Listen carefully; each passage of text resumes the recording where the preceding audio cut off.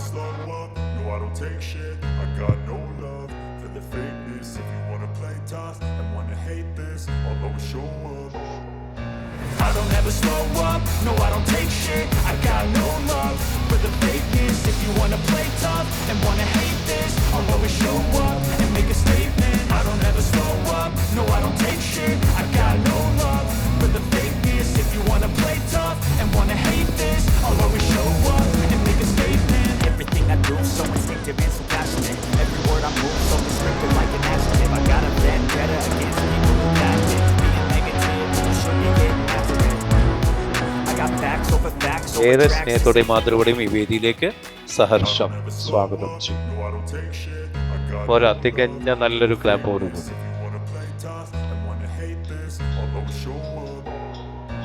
I don't ever slow up, no I don't take shit. I got no love for the fakeness. If you wanna play tough and wanna hate this, I'll always show up and make a statement. ജസ്ബർ international MD doctor Nishad അബൂബക്കറാണ്. ഒപ്പം chairman Nisar Abubakar, MBA doctor Nishad Abubakar sir. അദ്ദേഹം industry state commissioner കൂടിയാണ്. കേന്ദ്രത്തിന്റെ ഏറെ സ്നേഹത്തോടെയും ആദരവോടെയും ഈ ധന്യമായ വേദിയിലേക്ക് സഹർഷം സ്വാഗതം ചെയ്യുന്നു. Hearty welcome doctor Nishad Abubakar sir. I got facts over tracks, this and that, spitting slow, spitting fast. I could roast, I could gas, think I'm okay at last, but I don't know if that can erase all the past and the pettiness. ഇതിന്റെ ഈ ചടങ്ങിന്റെ ധന്യമായ ഉദ്ഘാടന കർമ്മം നിർവഹിക്കുന്നത് Panamaram block panchayat president Shri PS Dileep Kumar അവർകളാണ്. അദ്ദേഹത്തെ ഏറെ സ്നേഹത്തോടെയും ആദരവോടെയും ഈ ധന്യമായ വേദിയിലേക്ക് തികഞ്ഞ നല്ലൊരു ക്ലാപ്പോടുകൂടി. അദ്ദേഹം കഴിഞ്ഞ പഞ്ചായത്ത് പ്രസിഡന്റ് ആയിരിക്കുമ്പോഴും നമ്മോടൊപ്പം ഒരുപാട് നന്മകൾ വയനാടിന്റെ മണ്ണിനായി ചെയ്ത അനുഗ്രഹീത വ്യക്തി. അതുകൊണ്ട് തന്നെ നല്ലൊരു ക്ലാപ്പ്, മനോഹരമായ കൈ.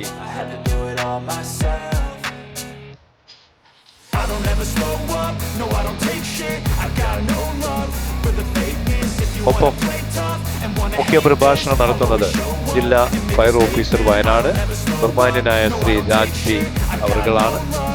അദ്ദേഹത്തെ ഏറെ സ്നേഹത്തോടെയും ആദരവോടെയും ഈ ധന്യമായ വേദിയിലേക്ക് സഹർഷം സ്വാഗതം ചെയ്യും. നല്ലൊരു ക്ലാപ്പോടുകൂടി.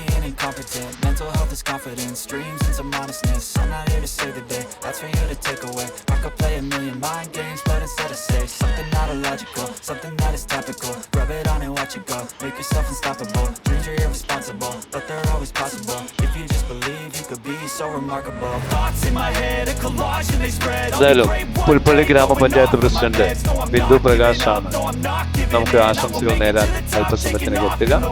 അതുപോലെ തന്നെ CEO ഗ്ലോബൽ വെഞ്ചേഴ്സിന്റെ ബഹുമാന്യനായ ശ്രീ സിജു KM അവർകളെ ഏറെ ആദരപൂർവ്വം ഈ ധന്യമായ വേദിയിലേക്ക് സഹർഷം സ്വാഗതം ചെയ്യുന്നു.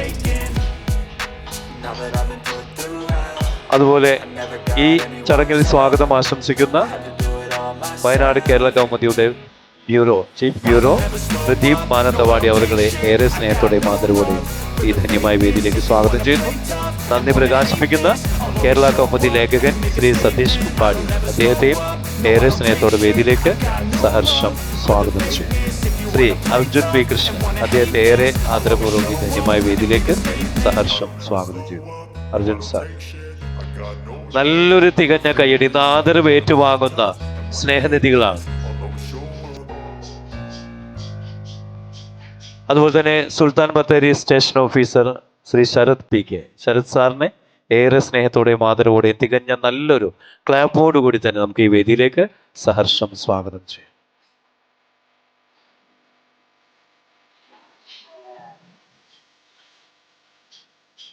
Thank you sir. പ്രിയമുള്ളവരെ, സാരഥി കൂടുതലൊന്നും ഞാൻ പറയുന്നില്ല. നമുക്കെല്ലാവർക്കും അറിയാം ചൂരൽമല ദുരന്തം. അതിൽ ജീവൻ വെടിഞ്ഞ അല്ലെങ്കിൽ ജീവിതം ബാക്കി വന്ന ഓരോ സ്നേഹനിധികളെയും രക്ഷപ്പെടുത്തിക്കൊണ്ട് സ്വന്തം ജീവൻ പണയം വെച്ചവർക്കുള്ള ആദരവാണ് ഈ വേദിയിൽ നിർവഹിക്കപ്പെടുന്നത്. ആ കാര്യപരിപാടിയിൽ അധ്യക്ഷൻ്റെ അനുമതിയോടുകൂടി തന്നെ സ്വാഗതം ആശംസിക്കുന്നതിന് വേണ്ടി കേരള കൗമുദി വയനാട് ബ്യൂറോ ചീഫ് ശ്രീ പ്രദീപ് മാനന്തവാടി അവരുകളെ ഏറെ സ്നേഹത്തോടെയും ആദരവോടെയും ഈ ധന്യമായ വേദിയിലേക്ക് സഹർഷം സ്വാഗതം ചെയ്യും.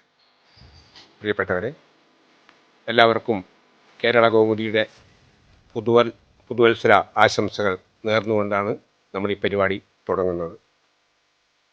നിങ്ങൾക്കറിയാം 2024 ജൂലൈ 31 നമുക്ക് മറക്കാൻ പറ്റാത്ത ഒരു ദിവസമാണ്.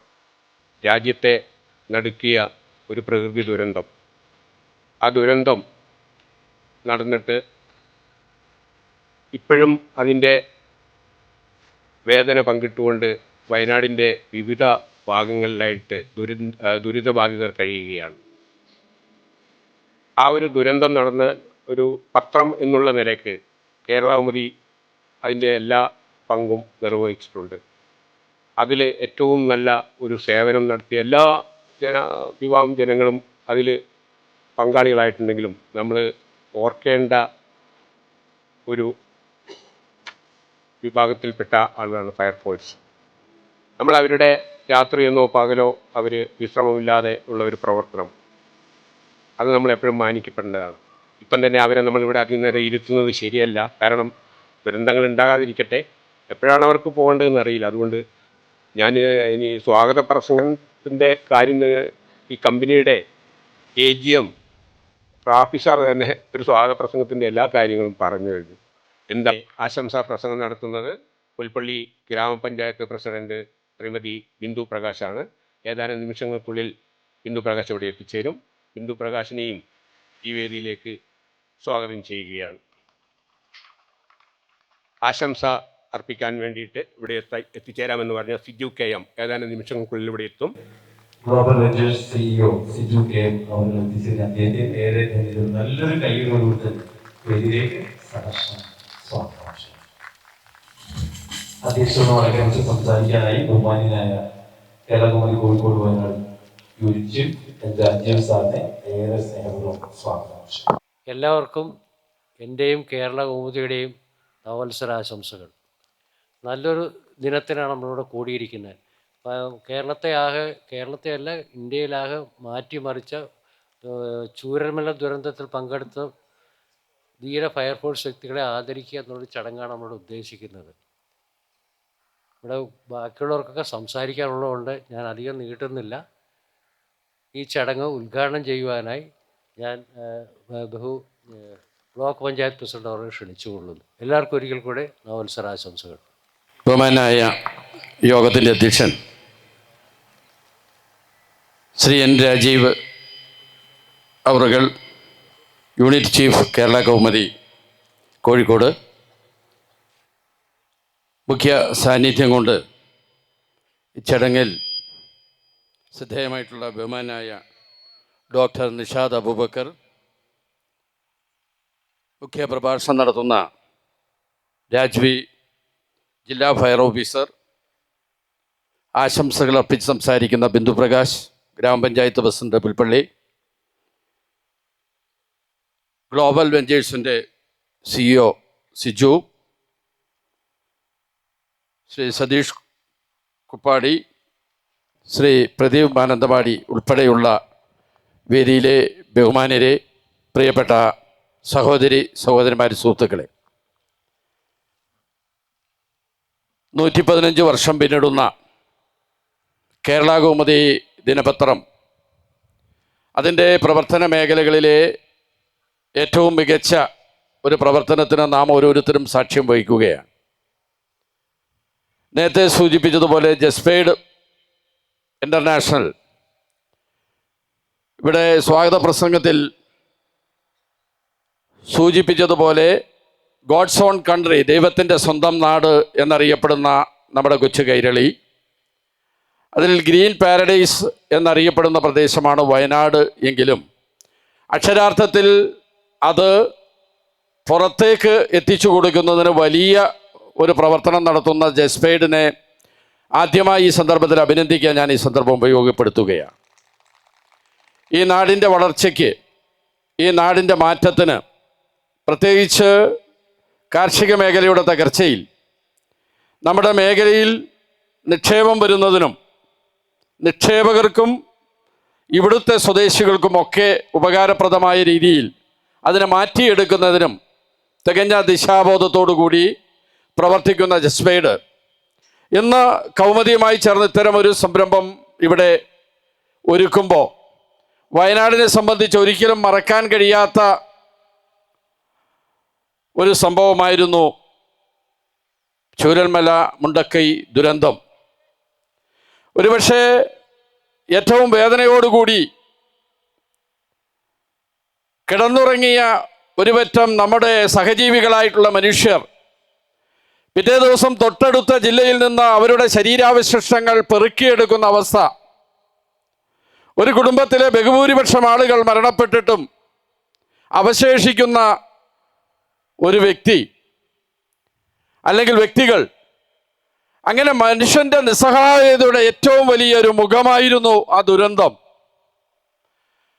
എല്ലാം ഉണ്ട്, എല്ലാം എത്തിപ്പിടിക്കാൻ നമുക്ക് സാധിക്കുമെന്ന് ചിന്തിക്കുമ്പോഴും എവിടേക്കെയോ നമുക്കൊരു നിസ്സഹായത ഉണ്ട് എന്ന് നമ്മെ ഓർമ്മപ്പെടുത്തുന്ന ദുരന്തങ്ങൾ മനുഷ്യരെ സംബന്ധിച്ച് ഇനിയും ആ ദുഃഖത്തിൽ നിന്ന് കരകയറാൻ കഴിയാത്ത നിരവധി സഹജീവികൾ ഇന്ന് നമ്മുടെ ജില്ലയിൽ വിവിധ ഭാഗങ്ങളിലായി ഉണ്ട്.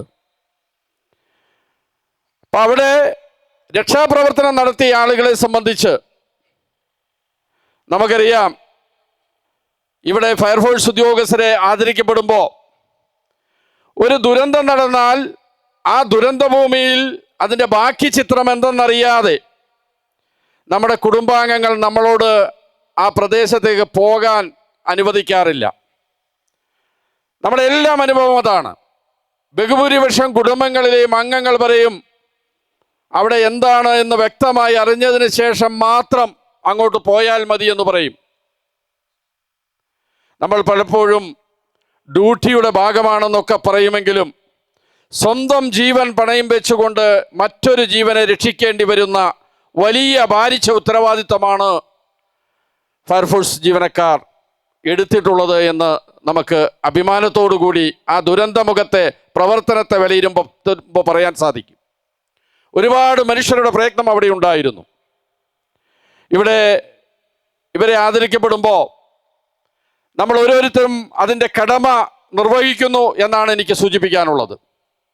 അതിന് കേരള കൗമുദി എന്ന സ്വാതന്ത്ര്യ ലബ്ധിക്ക് മുമ്പ് തന്നെ, വളരെ വർഷങ്ങൾക്ക് മുമ്പ് തന്നെ കേരളത്തിൽ സ്വാതന്ത്ര്യ സമരത്തിന് പോലും ദിശാബോധം നൽകുന്ന തരത്തിൽ പ്രവർത്തിച്ച ഒരു പത്രം, ആ പത്രം ഇന്ന് അതിന് നേതൃത്വം കൊടുക്കുന്നു എന്ന് പറയുമ്പോൾ തികച്ചും നമ്മുടെ പത്രധർമ്മത്തിൻ്റെ ഭാഗമായിട്ട് കൂടി ഇതിനെ കാണാൻ സാധിക്കും.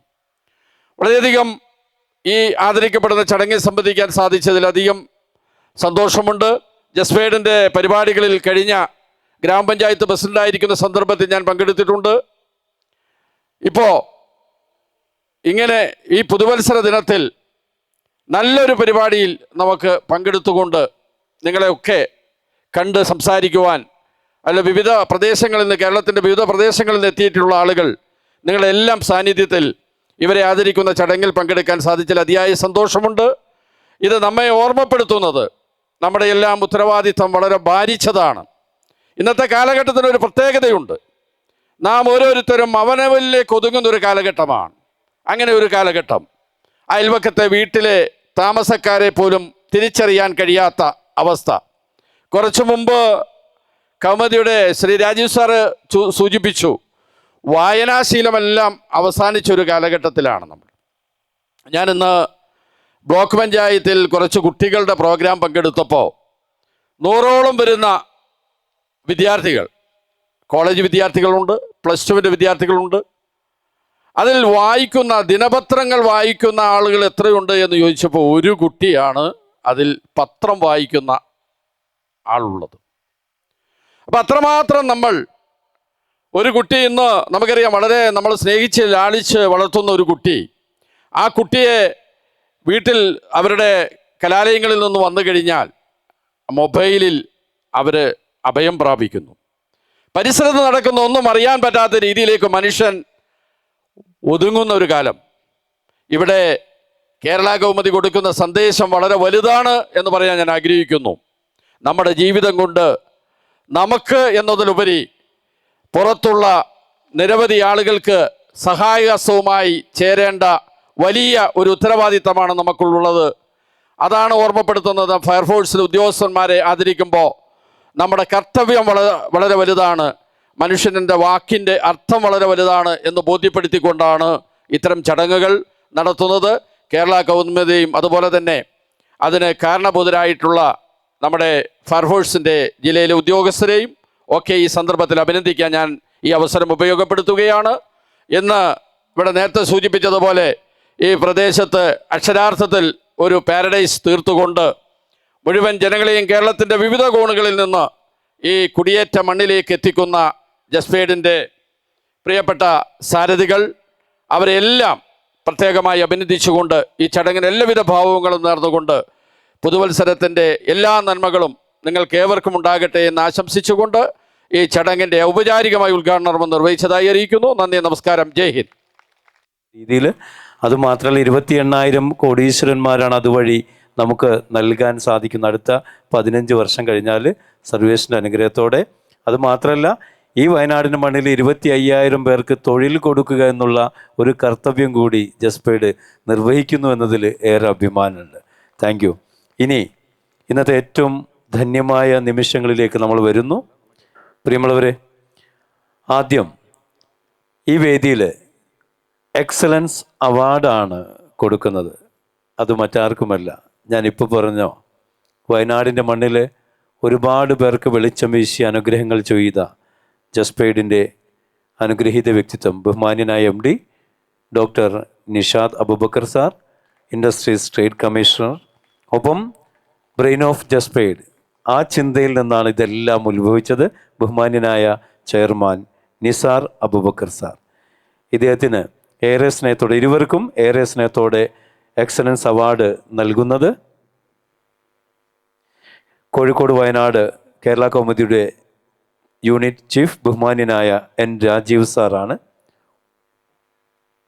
ഒപ്പം ബഹുമാന്യനായ block panchayat president Shri TS Dileep Kumar അവർകളും ചേർന്ന്, ഇരുവരും ചേർന്ന് ഡോക്ടർ നിഷാദ് അബൂബക്കർ MD ജസ്പേഡ് international, mister Nisar Abubakar chairman ജസ്പേഡ് ഇൻ്റർനാഷണൽ, ഇവർക്കും ആ സ്നേഹാദരവ്, ജനങ്ങളിലേക്ക് നന്മകൾ വിരിയിച്ച അനുഗ്രഹീത വ്യക്തിത്വങ്ങൾ.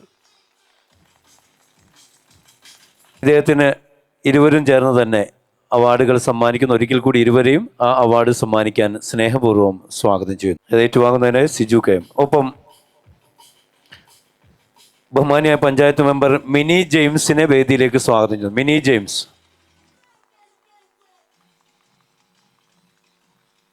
നല്ലൊരു തികഞ്ഞ കയ്യടി. യെസ്, അദ്ദേഹം ജസ്പേഡിയൻസ് കൂടിയാണ്.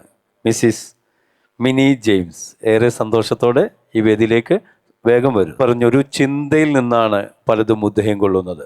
ബ്രെയിൻ ഓഫ് ജസ്പേഡ് ബഹുമാന്യനായ ചെയർമാൻ ശ്രീ നിസാർ അബൂബക്കർ അവർകളെ ഏറെ ആദരപൂർവ്വം ഈ ധന്യമായ വേദിയിലേക്ക് സഹർഷം സ്വാഗതം ചെയ്യും. Happy new year. യെസ്, വേദിയിലും സദസ്സിലിരിക്കുന്ന എല്ലാ മാന്യ വ്യക്തികൾക്കും എൻ്റെ നമസ്കാരം. ഏകദേശം 2 വർഷങ്ങൾക്ക് മുമ്പാണ് ഞങ്ങൾ ഈ വയനാടിൻ്റെ മണ്ണിൽ കാലുകുത്തുന്നത്. അന്ന് ഒരു ചന്ദനം കൃഷി എന്ന് പറയുന്ന ആ ഒരു ആശയവുമായിട്ടാണ് ഞങ്ങൾ ഈ വയനാടിൻ്റെ മണ്ണിൽ കാലുകുത്തിയതെന്നുണ്ടെങ്കിൽ അത് വിജയകരമായി മുന്നോട്ട് പോയിക്കൊണ്ടിരിക്കുന്ന, കൃത്യമായിട്ട് പറയുകയാണെങ്കിൽ നവംബർ 2023 ആദ്യമായി ഞങ്ങൾ ഈ ഒരു വയനാടിൻ്റെ മണ്ണിൽ ഒരു ചന്ദനം കൃഷി എന്ന ആശയവുമായി കാലുകുത്തിയത്. ഏകദേശം ഒരു 7 മാസം പിന്നിട്ടപ്പോഴാണ് ഇവിടെ ഞങ്ങളെയും അതുപോലെ തന്നെ ഞങ്ങളുടെ കൂടെ നിൽക്കുന്ന നൂറുകണക്കിന് ആളുകളെയും വലിയൊരു ആശങ്കയിലാഴ്ത്തിക്കൊണ്ട് തന്നെ ചൂരൽമലയിലെ ഒരു വൻ ദുരന്തം ഇവിടെ സംഭവിച്ചത്.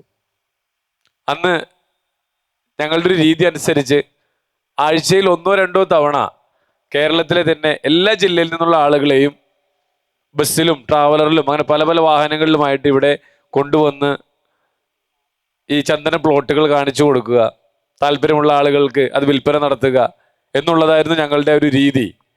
പക്ഷേ ഈ ഒരു ദുരന്തത്തോടു കൂടി നമുക്ക് എല്ലാവർക്കും അറിയാവുന്നതാണ്, വയനാട്ടിലേക്കുള്ള എല്ലാ ആക്സസും വാഹന സൗകര്യങ്ങളും മാസങ്ങളോളം തന്നെ അല്ലെങ്കിൽ ആഴ്ചകളോളം നിലച്ചുപോയി. ചുരുക്കി പറഞ്ഞാൽ ഞങ്ങളും വല്ലാത്തൊരു ആശങ്കയിൽ തന്നെയായിരുന്നു. കൂടെ നിൽക്കുന്നവരോടും ഒരുപാട് സാന്ത്വന വാക്കുകൾ പറഞ്ഞ് പിടിച്ചു നിർത്തേണ്ട ഒരു സിറ്റുവേഷനും ഞങ്ങൾക്കുണ്ടായി. പക്ഷെ അപ്പോഴെല്ലാം അതിനേക്കാളെല്ലാം വളരെ വേദനിപ്പിക്കുന്ന, വളരെ എന്താ പറയണ്ടേ, നമുക്ക് കരളലിയിക്കുന്ന അല്ലെങ്കിൽ കണ്ണുകൾ നനയിക്കുന്ന വാർത്തകളാണ് നമ്മൾ ടി വിയിലൂടെയും പത്രമാധ്യമങ്ങളിലൂടെയും കണ്ടുകൊണ്ടിരുന്നിരുന്നത്.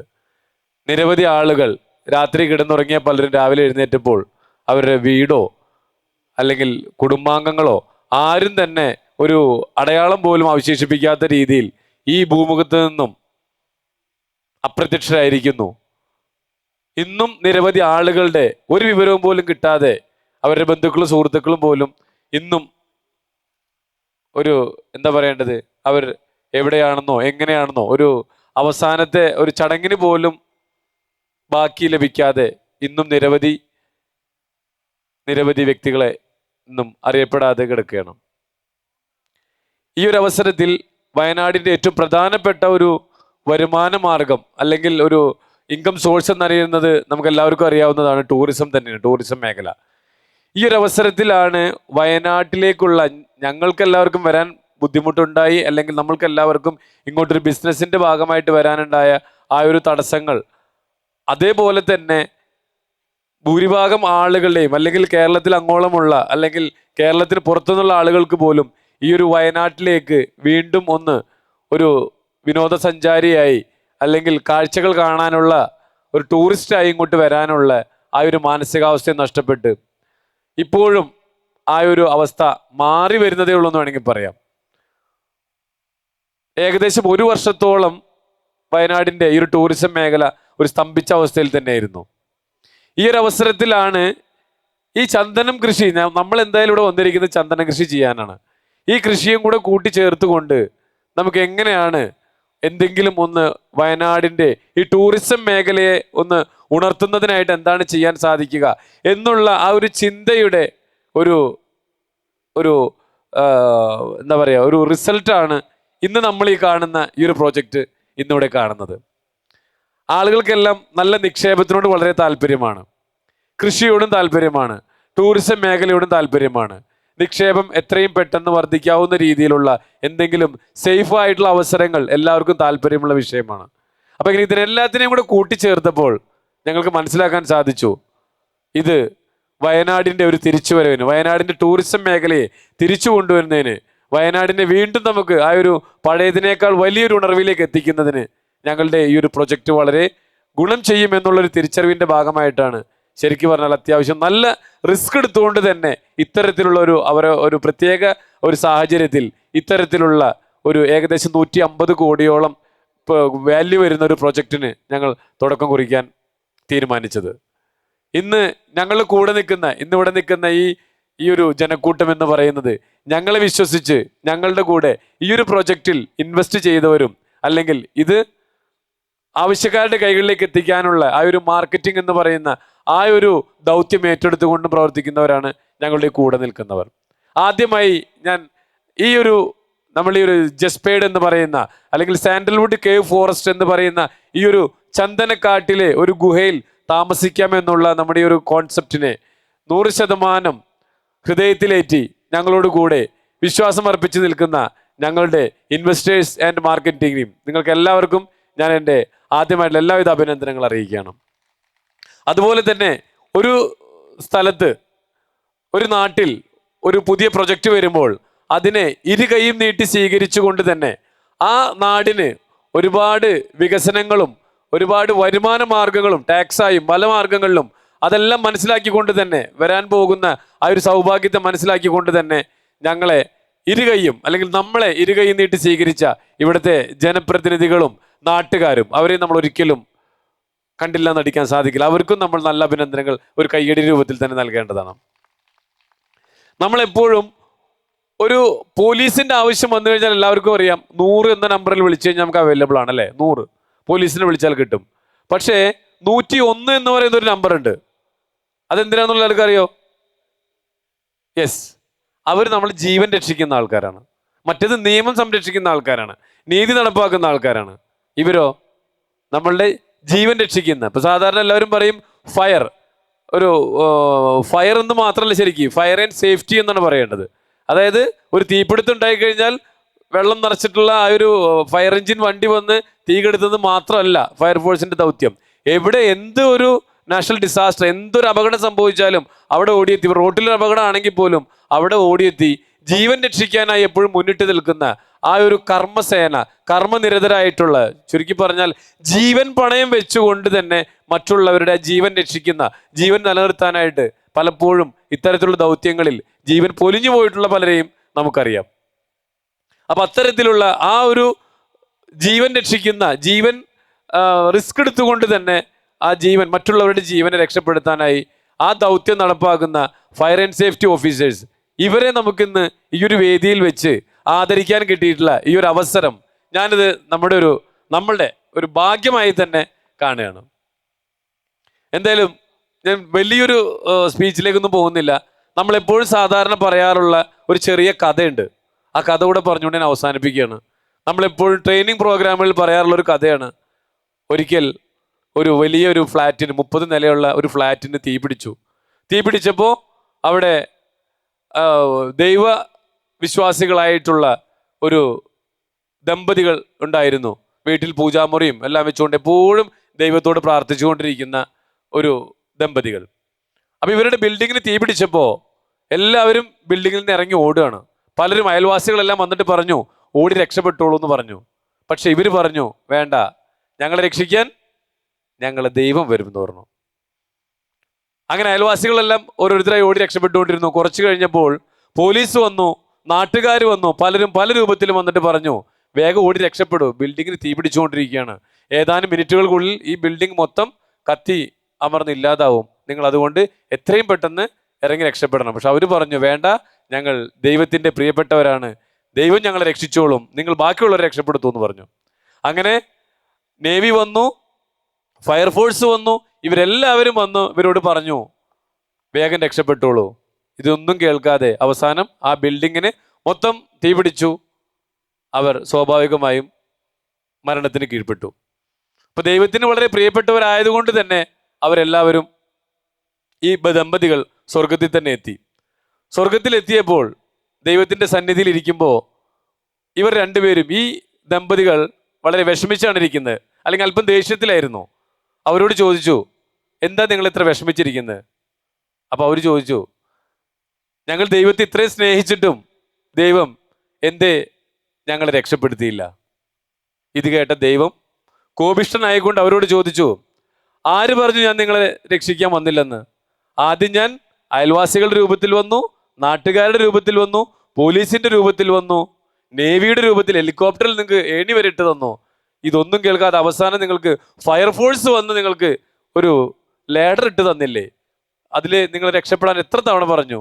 ഇത്രയൊക്കെ ഞാൻ ചെയ്തിട്ടും നിങ്ങളെ ഞാൻ രക്ഷപ്പെടുത്തില്ല എന്ന് പറയരുത്. അപ്പോൾ ദൈവവിശ്വാസികളായ നിങ്ങൾ വിശ്വസിക്കുന്ന ആ ദൈവത്തിൻ്റെ ജീവിക്കുന്ന രൂപങ്ങളാണ് നമ്മൾ ഈ കാണുന്ന ഈ ഫയർ ആൻഡ് സേഫ്റ്റി ഉദ്യോഗസ്ഥർ.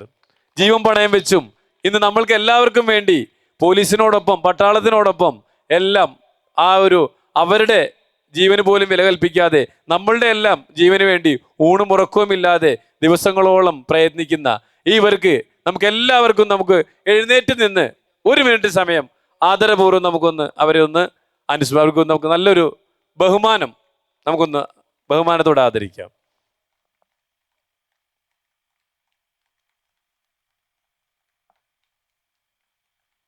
Okay, thank you.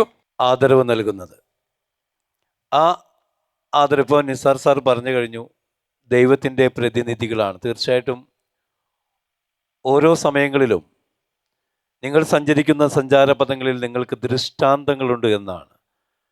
നിങ്ങൾക്ക് വേണ്ടി എവിടെയാണോ ഒരു സ്നേഹം വേണ്ടത്, എവിടെയാണോ ഒരു കരുതൽ വേണ്ടത്, അവിടെയെല്ലാം അതിനെ ഞാൻ നിറച്ചിട്ടുണ്ട്. അതിനെ കണ്ടെത്താൻ സാധിച്ചാൽ മാത്രം മതി എന്നാണ് ദൈവം അരുൾ ചെയ്തത്.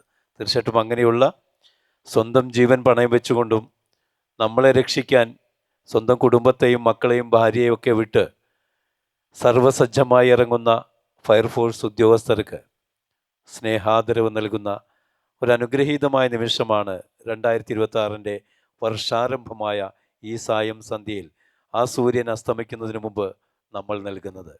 അതിനൊരുപാട് അനുഗ്രഹങ്ങളുണ്ട്, അതിലൊരുപാട് ഗ്രാറ്റിറ്റ്യൂഡുണ്ട്. കർത്തവ്യങ്ങൾ നിർവഹിച്ചതിനുള്ള നന്ദി നമ്മൾ കാണിക്കുന്നുണ്ട്. ആ ആദരവ് ഏറ്റുവാങ്ങുന്നതിനായി ആദ്യം ഞാൻ ക്ഷണിക്കുന്നത് ജില്ലാ ഫയർ ഓഫീസർ ആർ രാജ് അവർകളെയാണ്. ഇവർക്ക് ആദ്യത്തെ ആദരവ് നൽകുന്നത് ജസ്പേഡിൻ്റെ ബഹുമാന്യനായ MD doctor Nishad Abubakar, chairman Shri Nisar Abubakar. തങ്ങളോടൊപ്പം ഇവരെയും സഹർഷം സ്വാഗതം ചെയ്യുന്നു. തികഞ്ഞ നല്ലൊരു ക്ലാപ്പോടുകൂടി.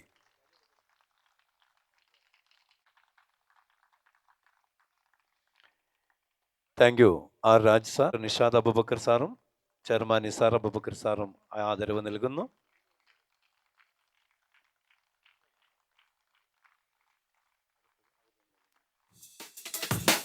ഇനി മാനന്തവാടി ഫയർ സ്റ്റേഷന് വേണ്ടി station officer P Nitish Kumar സാറാണ് ഏറ്റുവാങ്ങുന്നത്. അത് നൽകുന്നത് N രാജീവ് സാറും നമ്മുടെ യൂണിറ്റ് ചീഫ്, ഒപ്പം ബഹുമാന്യനായ block panchayat president TS Dileep Kumar സാറും ചേർന്നാണ് അവർക്കുള്ള ആദരവ് നൽകുന്നത്. മാനന്തവാടി ഫയർ സ്റ്റേഷന് വേണ്ടി ആർ രാജ് സാർ അത് ഏറ്റുവാങ്ങും. നല്ലൊരു തികഞ്ഞ ക്ലാപ്പ്, മനോഹരമായൊരു കൈ. സുൽത്താൻ ബത്തേരി ഫയർ സ്റ്റേഷന് വേണ്ടി Shri Sarath VK, station officer Sarath സാറാണ് അത് ഏറ്റുവാങ്ങുന്നത്. ഇരുവരും ചേർന്ന്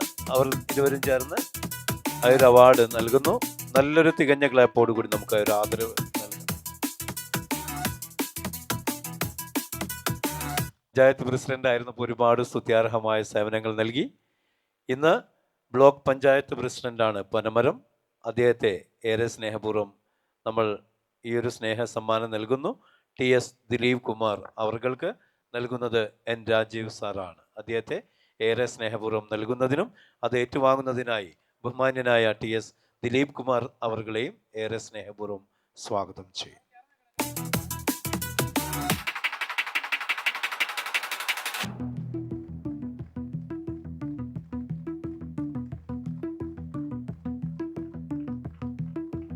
നമ്മോട് സംസാരിക്കാനെത്തുന്നത് മറ്റാരുമല്ല, ജില്ലാ ഫയർ ഓഫീസർ ബഹുമാന്യനായ ആർ രാജു സാറാണ്.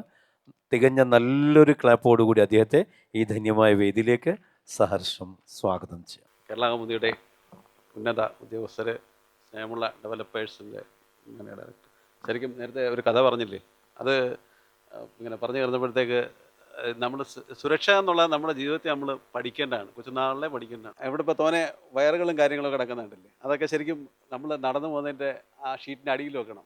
നമ്മൾ വീട്ടിൽ ഉപയോഗിക്കുന്ന ഏത് ഉപകരണമായാലും, ഇപ്പോൾ ചൂട് വമിക്കുന്ന ഏത് ഉപകരണമായാലും സമയത്ത് നിർത്തണം. ഇങ്ങനെയുള്ള എല്ലാ സംഭവങ്ങളും, ഇപ്പോൾ ഗ്യാസ് അടയ്ക്കാൻ മറന്നു പോകുന്നു. ഇപ്പോൾ ഇവിടെ നിങ്ങൾ ഈ കാണുന്ന ഈ ചുമന്ന ലൈനുകളൊക്കെ ഉണ്ടല്ലോ, ഈ ചുമന്ന നമ്മുടെ റിബൺസ്, ഇതൊക്കെ ഉണ്ടല്ലോ, ഇത് നമ്മൾ എന്തിനു വേണ്ടിയിട്ടാണ് കെട്ടിക്കുന്നത്? നമ്മൾ അവിടെ അപ്പുറം ഒരു കുഴിയാണ്, അങ്ങോട്ട് നമ്മൾ മറിഞ്ഞ് വീഴാതിരിക്കാനാണ്. പക്ഷേ അതിന് ഒരു മാനദണ്ഡമുണ്ട്, ആ മാനദണ്ഡ പ്രകാരം ചെയ്യണം എന്ന് പറഞ്ഞിട്ട് ഓരോരോ കാര്യങ്ങൾക്ക് നമുക്കുണ്ട്. ഇതൊന്നും മനുഷ്യ സഹജമായാണ്, നമ്മൾ അന്നേരം താൽക്കാലികമായി എന്തെങ്കിലും ഒരു സംവിധാനം ആക്കി ചെയ്യുന്നു. അപ്പോൾ അത് തന്നെ വലിയൊരു സുരക്ഷാ വീഴ്ച. അപ്പോൾ നമ്മൾ സുരക്ഷയോടെ കണ്ടെന്ന് പറഞ്ഞാൽ അവനവൻ്റെ ജീവിതത്തിലാണ്, നമ്മൾ അവനവൻ്റെ ചെയ്യുന്ന പ്രവൃത്തികളിലാണ് നമ്മൾ സുരക്ഷ വയ്ക്കുന്നത്. ഇപ്പോൾ ISI ഉള്ള ഒരു ഉപകരണം, അത് ഉപയോഗിച്ചില്ലെങ്കിൽ ഇന്നതേ വരുന്നത് നമുക്കെല്ലാം അറിയാം. പക്ഷേ അത് ഉപയോഗിക്കുമ്പോഴത്തേക്ക് അതിൻ്റെതായിട്ടുള്ള കാരണങ്ങളുണ്ട്. അതിന് 2 കാരണങ്ങളുണ്ട്. നമ്മുടെ കയ്യിൽ നിന്ന് ചിലവാകുന്ന പൈസ, അല്ലെങ്കിൽ ആ ഭൗതിക വേറെ എന്തെങ്കിലും സാഹചര്യങ്ങൾ, കിട്ടാനുള്ള ലഭ്യത കുറവ്, അങ്ങനെയൊക്കെ വരും. പക്ഷേ അത് ഉപയോഗിക്കുമ്പോൾ അതിൻ്റെതായിട്ടുള്ള സംഭവമുണ്ട്. എന്നിരുന്നാലും പിന്നെ അത് വേറെ പ്രശ്നമാണ്. എങ്കിലും ഇത്രയും ഹാർദമായി നമുക്ക് മനസ്സ് നിറയെ സന്തോഷം നൽകിയ നല്ല വാക്കുകൾ, ആദരണീയരായ വ്യക്തിത്വങ്ങൾ പറഞ്ഞു. പിന്നെ ഇത്രയും പ്രൗഢഗംഭീരമായ വേദിയും എല്ലാം ഉണ്ട്. അപ്പോൾ എനിക്ക് കൂടുതൽ ഒന്നും സംസാരിക്കാനില്ല. ഗാർഹിക സുരക്ഷയെക്കുറിച്ചുള്ള ക്ലാസ്സുകൾ എടുക്കുന്നതാണ് അവർ. നന്ദി, നമസ്കാരം. എല്ലാവർക്കും നല്ല മാത്രം ആശംസിക്കാനല്ല, രക്ഷപ്പെടുത്താനാണ് ഞങ്ങൾ പഠിച്ചിട്ടുള്ളത്. ആ രീതിയിലാണ് സാർ സംസാരിച്ചത്. നല്ലൊരു ക്ലാപ്പ്, മനോഹരമായൊരു കൈയ്യടി. Thank you sir. ഇനി ബഹുമാന്യനായ അർജുൻ K. കൃഷ്ണൻ സാർ, ഒപ്പം മിഥുൻ സാർ, ഇരുവരെയും ഏറെ സ്നേഹപൂർവ്വം ഇനി നമ്മോട് സംസാരിക്കുന്നതിനായിട്ട് സ്നേഹപൂർവ്വം സ്വാഗതം ചെയ്യുന്നു. ആദ്യം Arjun K. Krishnan sir, station ഓഫീസറാണ്, കൽപ്പറ്റ ഫയർ സ്റ്റേഷൻ. അദ്ദേഹത്തെ ഏറെ സ്നേഹപൂർവ്വം സഹർഷം സ്വാഗതം ചെയ്യുന്നു. എന്നെ ഓൾറെഡി ഇൻട്രൊഡ്യൂസ് ചെയ്ത് കഴിഞ്ഞു. ഞാൻ കൽപ്പറ്റ സ്റ്റേഷൻ ഓഫീസറാണ്, പേര് അർജുൻ K. കൃഷ്ണൻ.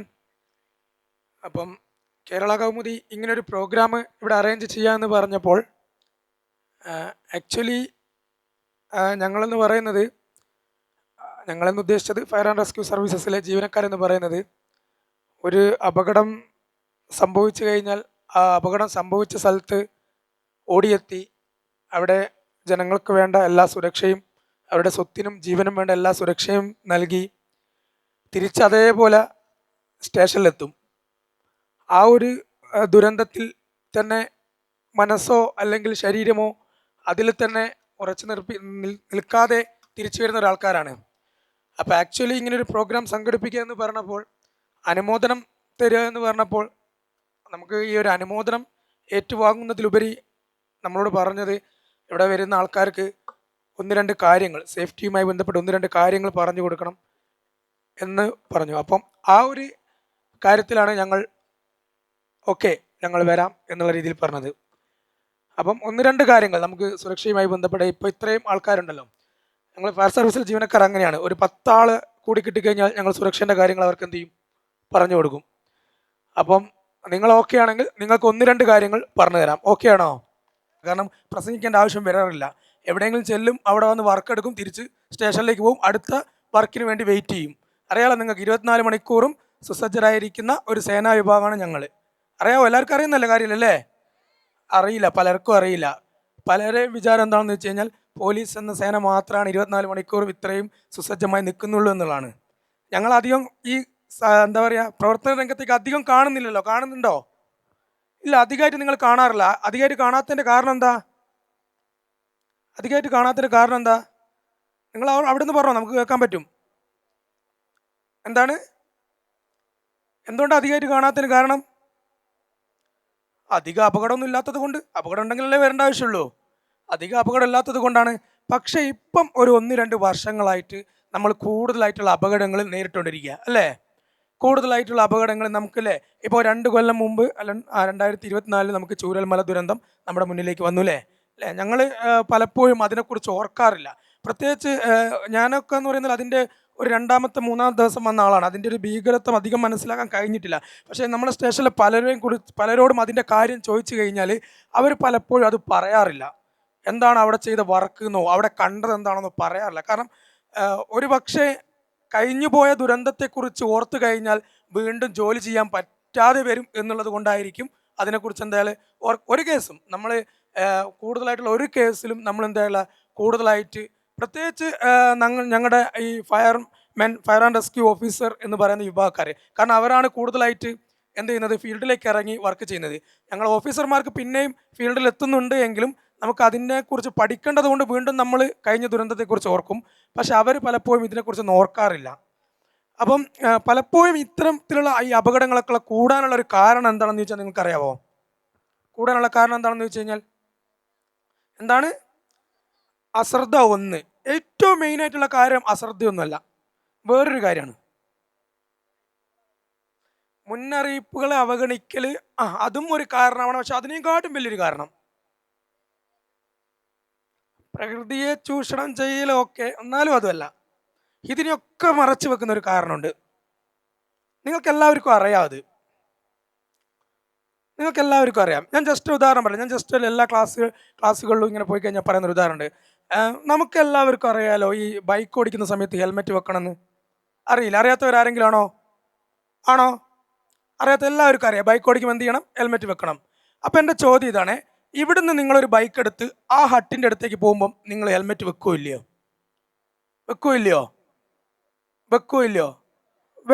ഒരു 90% ആൾക്കാരും വെക്കില്ല. എന്താ പറയുക? ഇവിടുന്ന് അവിടം വരെയല്ലേ ഉള്ളൂ എന്നല്ലേ, അത്ര ദൂരമല്ലേ ഉള്ളൂ എന്നല്ലേ. ഇവിടുന്ന് അവിടം വരെ പോകുന്നതിനിടയ്ക്ക് ഒരു അപകടവും പറ്റൂല എന്ന് ആരെങ്കിലും പറഞ്ഞിട്ടുണ്ടോ? ഇല്ല. ഇനി രണ്ടാമത്തെ ഉദാഹരണം പറയാം. നമ്മുടെ ഈ AI ക്യാമറ വന്നില്ലായിരുന്നോ അല്ലേ? AI ക്യാമറ വന്നതോടുകൂടിയല്ലേ ബാക്കിലിരിക്കുന്ന ആൾ ഹെൽമെറ്റ് വെക്കണം എന്ന് പറഞ്ഞു തുടങ്ങിയതല്ലേ, ക്യാമറ പിടിക്കുന്നില്ലേ? അന്നേരം നമ്മളെല്ലാവരും ഗവൺമെൻറ്റിനെയും സർക്കാർ സംവിധാനങ്ങളെയൊക്കെ കുറ്റം പറഞ്ഞിട്ടുണ്ടോ? ഇല്ലയോ? പറഞ്ഞിട്ടുണ്ടോ? ഒരു 12 വയസ്സിന് മുകളിലുള്ള മക്കൾക്ക് ഹെൽമെറ്റ് വെക്കണം എന്ന് പറഞ്ഞപ്പോൾ നമ്മൾ കുറ്റം പറഞ്ഞിട്ടുണ്ടോ? ഇല്ലയോ? പറഞ്ഞിട്ടില്ലേ? ഒരു 90% ആൾക്കാരും പറഞ്ഞിട്ടുണ്ടല്ലോ. എന്തുകൊണ്ടാണ് പറഞ്ഞേ? പറയൂ, എന്തുകൊണ്ടാണ്? ഈ മുഖ്യമന്ത്രിൻ്റെയും ഈ ചീഫ് സെക്രട്ടറിൻ്റെയും ഒന്നും മക്കളല്ലല്ലോ നമ്മളെ പുറകിലിരിക്കുന്നത്, നമ്മളെ മക്കൾ തന്നെയല്ലേ. അപ്പോൾ അവർ ഈ ബൈക്കിൽ നിന്ന് വീണാൽ അവർക്ക് തലയ്ക്ക് അപകടമൊന്നും പറ്റൂല? പറ്റുമല്ലയോ? പറ്റുമല്ലയോ? നമ്മളെ പുറകിലിരിക്കുന്ന നമ്മളെ മക്കൾ, നമ്മളെ വൈഫ്, അങ്ങനെ ആൾക്കാരൊക്കെ ആയിരിക്കുമല്ലോ. അപ്പോൾ അവർക്കൊന്നും അപകടം പറ്റുമല്ലയോ? പറ്റും. പിന്നെ എന്തുകൊണ്ടാണ് നമ്മൾ ബേക്കിലിരിക്കുന്ന ആൾക്ക് അപകടം വേണ്ട, അല്ല ഹെൽമെറ്റ് വേണ്ട വേണ്ട എന്ന് പറഞ്ഞ് വാശി പിടിക്കാനുള്ള മെയിൻ കാരണം എന്തായിരുന്നു?